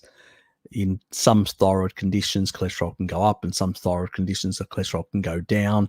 It can vary quite a bit. Hormones can go up or down. There are so many variations. It depends on a lot of factors. Autoimmunity, nutrient deficiencies, micronutrient deficiencies, that is. So there are so many variations when, you know, everybody throws this, oh, thyroid, you know, but so many bloody variations. It depends on a lot of different factors. So, you know, that's nonsense, you know, absolute nonsense. Hyperresponders are basically quite clearly, it's genetically driven. It's the ApoE genes. So if you've got an ApoE of 4.4, 4.3 or 4.2, you'll be more likely a hyperresponder. I've got a 3.3, and pretty much my cholesterol usually is in the mid-range most of the time. And that's basically what my genetics, it's because of remnant chylomicrons, and how much, you know, if you've got a 4.4, 4.3 or 4.2, you're going to take in into the liver much faster, and then it re-export more VLDL, which produces more LDL. Simple as that. So it's just basically, it depends. What do you think they use these medications to basically affect your receptor sites on the liver? Deliberately they do that to basically change, you know, the way the liver works in uptaking or not uptaking things. So if it can keep things out, it's going to keep basically, you know, or if it can take things in and keep things in, it can basically reduce the amount of LDL in the bloodstream. But that's an artificial thing, which you shouldn't do against your own genes. Yeah, thyroid has absolutely nothing to do with it. It's, you know, a lot of these people who are lean hyperresponders have no thyroid issues whatsoever, are just basically genetically predisposed to that. But as I said, there are cases where some people with thyroid conditions can have elevated cholesterol, and in some cases can have low cholesterol. So it can vary so much, and there's so many factors at play. It would take, let's say, quite a long time, more than half an hour, to basically explain the whole lot. For another video sometime. But no, hyperresponder thing, that's, why would you? Anyway, that's a new one I haven't heard before. That's a bit of a strange one, about the hyperresponders. I've heard about other things, the Ray Peat crowd talking about the thyroid and cholesterol and all that, but I haven't heard the hyperresponder angle. Is that a new one they've come out with now? I wouldn't be surprised. Crackpots always come up with some new bullshit.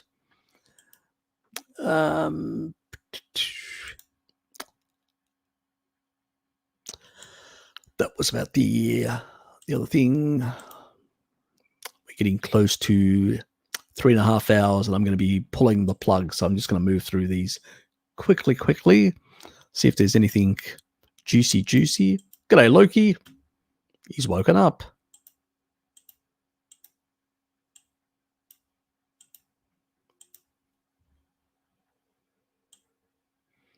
Yes, he was asleep. Oops.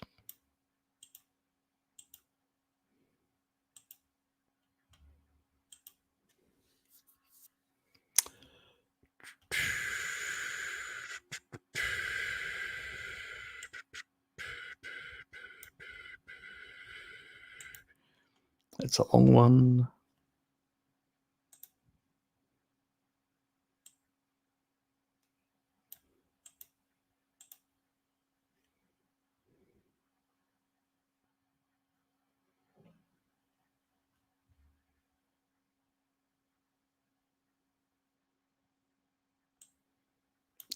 Yep. You're welcome.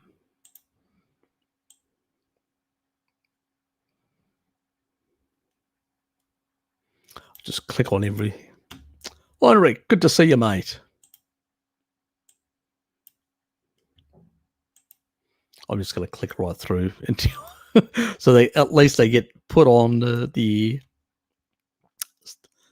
study nurse did avoid vaccines. So yeah, exactly. Very hard.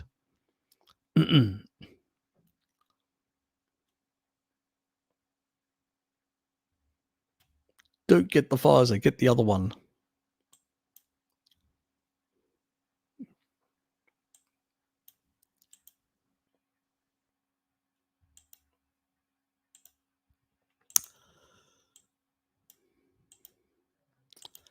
People are just making remarks, and I'm going to flow like this right through to the end.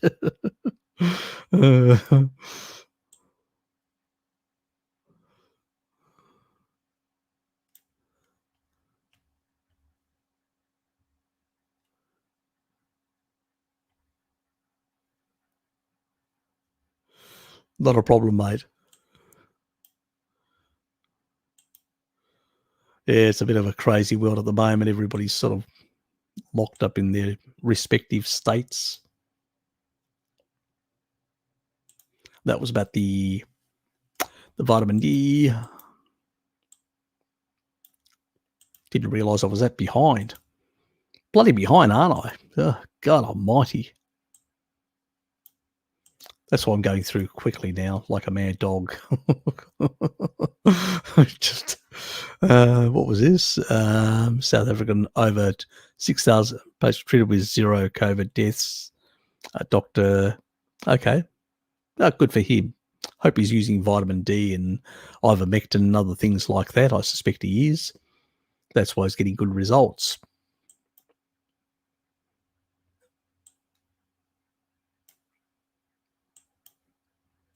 Yep.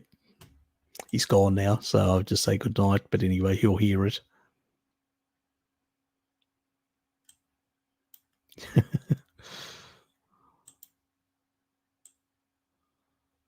Oops. Bloody hell. Didn't realise I was that behind. Yeah, what's new? Visa prescription only. Australia's via prescription. Yeah. Oh, yeah, don't worry. It's late. I'm thinking visa. Yeah, I wouldn't be surprised. Need Dom to keep me under control. Remind me when I've not reading things properly and rushing through them as I am.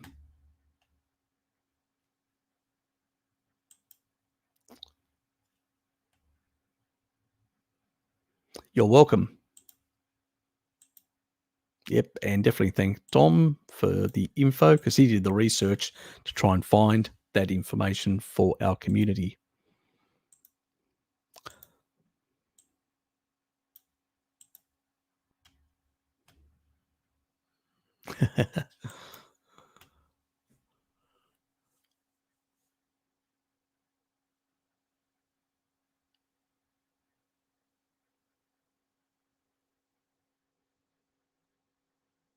I d I don't. I just know it helps push zinc into cells exactly.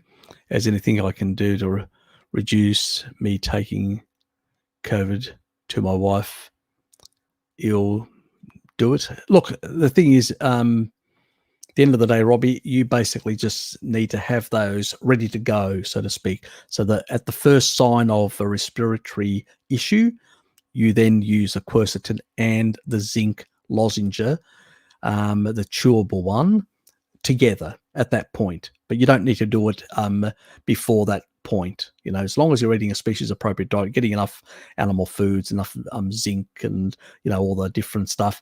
I don't like using a lot of these supplements because you're actually potentially having an effect on the homeostasis of a lot of the other minerals. Better to get the minerals and stuff from the diet rather than actually supplementing too much and creating a lot of imbalances. The only thing I supplement is salt when it comes to minerals. And I do have a trace mineral, colloidal mineral, which has like trace amounts of rare minerals that we very rarely get in our diet, and you can't guarantee everything. That's the only other thing that I do occasionally. So, yeah,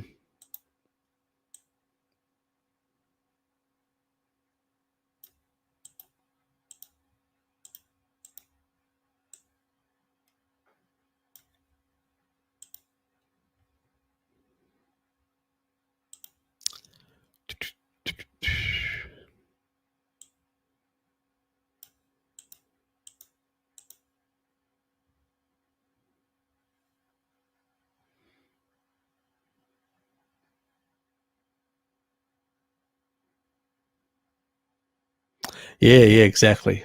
That's right. Back in the they lived and they are in their 50s now. Yeah, that was the situation back then. There was a lot of, sanitation, um, even though antibiotics are a problem when they're misused, but for special cases, they've got their utility. And if you're on an ancestral diet, you are far more robust, but we're not. We live in modern worlds now where a large proportion of our diet is coming from kibble.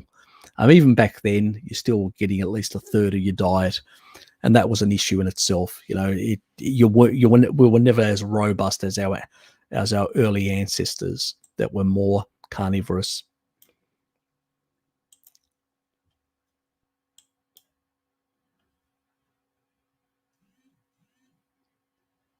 Yeah, basically, yeah, it was. The poor people still got some stuff. They still got some stuff in that regard.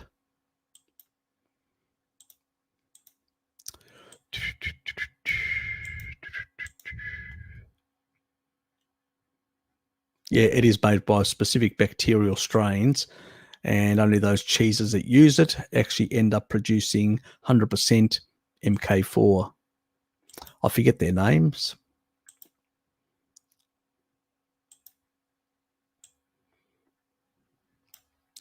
And that was on that's right, the menaquinone cheeses, the cheeses. Thanks for that, Dom. Yeah, forgot about that study.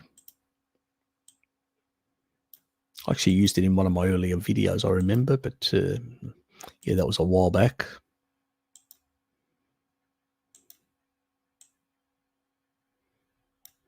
I wouldn't know where I've got it now, which folder. uh, exactly. Thanks, Robbie. I appreciate that. I'll look into it because I'm definitely interested in seeing what people are doing because, if it seems to basically, it's not anecdotal, but actually has real utility, yeah, I may include it in the protocol. I've got the first video that I've done, but I want to add a few other things to it. So, yeah. do with an infection? Is rain naturally depleted of deuterium? Sort of. Depends on the time of the year. It depends on the elevation. It depends on a lot of factors. But generally speaking, yes, compared to seawater, because it gets exposed to more UV radiation. And so, yes, it is. Rainwater is generally more depleted than seawater or river water. Yes, is the operative word. So if you're actually able to capture rainwater like people did in the past, yeah, it is going to be more deuterium depleted. But it will vary from season to season. It will vary from elevation. So there's multiple factors that can vary. So it's not going to be consistent as you would get it from a certain elevation, spring water, or you'd get it from some other source. It's going to be quite variable, but it's still, even while it's going to be quite variable, it's still going to be relatively, even at the higher point, will be lower. So yeah, if you can get it, much better and cheaper as well. Not a problem, Robbie. And thanks for sending me that other information. Appreciate it. Take care. Does anyone have any links to the vids on Michael Eads discuss? Yeah, if you look in the Low Carb Down Under, you'll actually find the actual videos there in terms of that sort of stuff. We got to the end. Can't believe it. That is really, really, really, really good. Figo HD, let me just...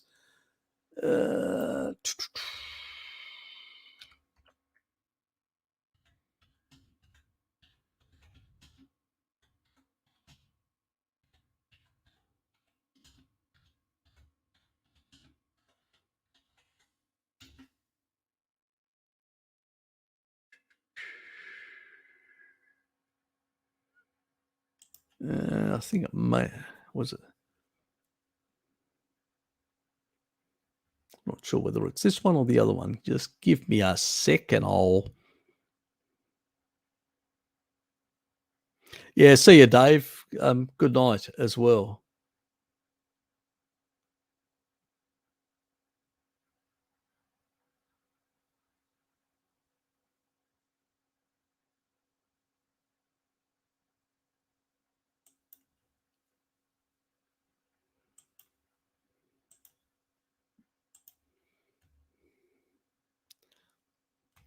So that's the most recent one. Night to you as well. And I'll just share it. That's the most recent one. I just gave it a like. Oops. Did I actually... I don't think I actually did the audio.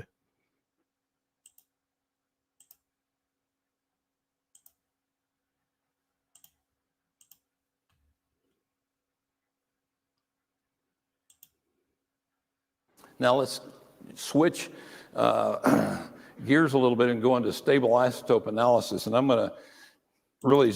So that's the device that they use to do the stable isotope analysis.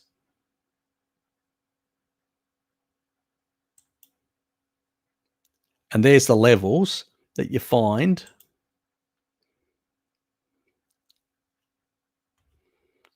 So as you can see, these are the Homo sapiens, Arctic fox, red bear. You're looking down here, horse, obviously, which is, definitely not, it's got a very low level. But look at the humans. Humans up here are, super hyper carnivores. There's an Arctic fox that just eats meat, the Arctic fox. So humans are eating even not only they're concentrating N15, they're not only consuming, but they're actually consuming also other carnivores. So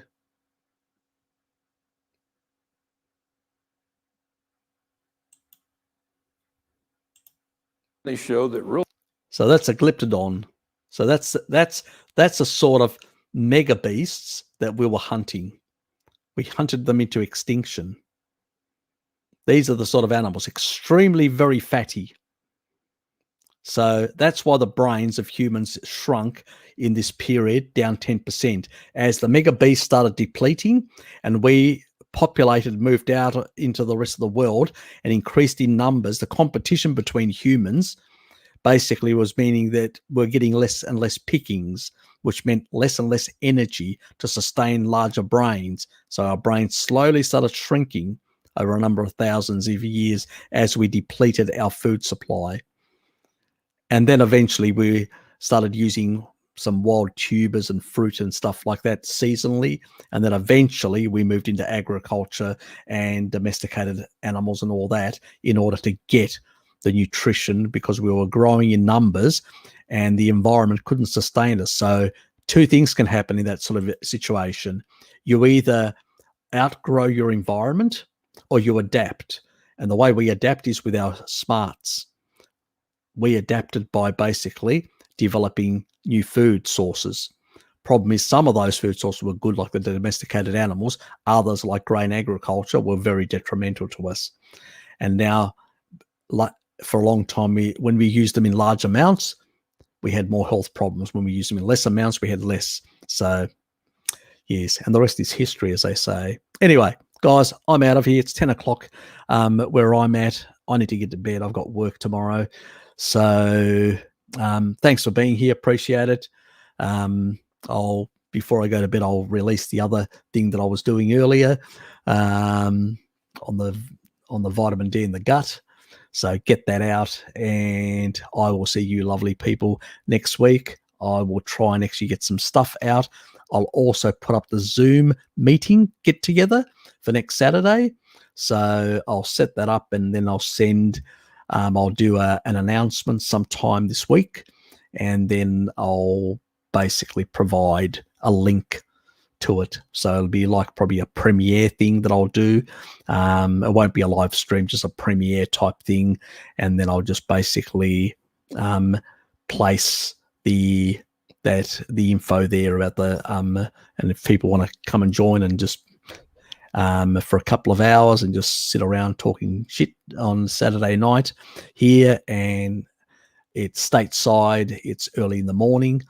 At this part of the world, it'll be later at night, and in Europe, it'll be probably midday. So it's sort of trying to get most people around the world in that situation. So, yes, I'm looking forward to it. It'll be interesting to sort of get together, see how it goes, That's about it. Yep. Like to see you there. I'm Figo HD.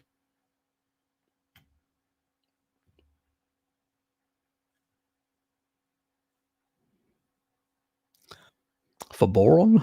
Are we talking about boron or some other thing, lifestyle thing?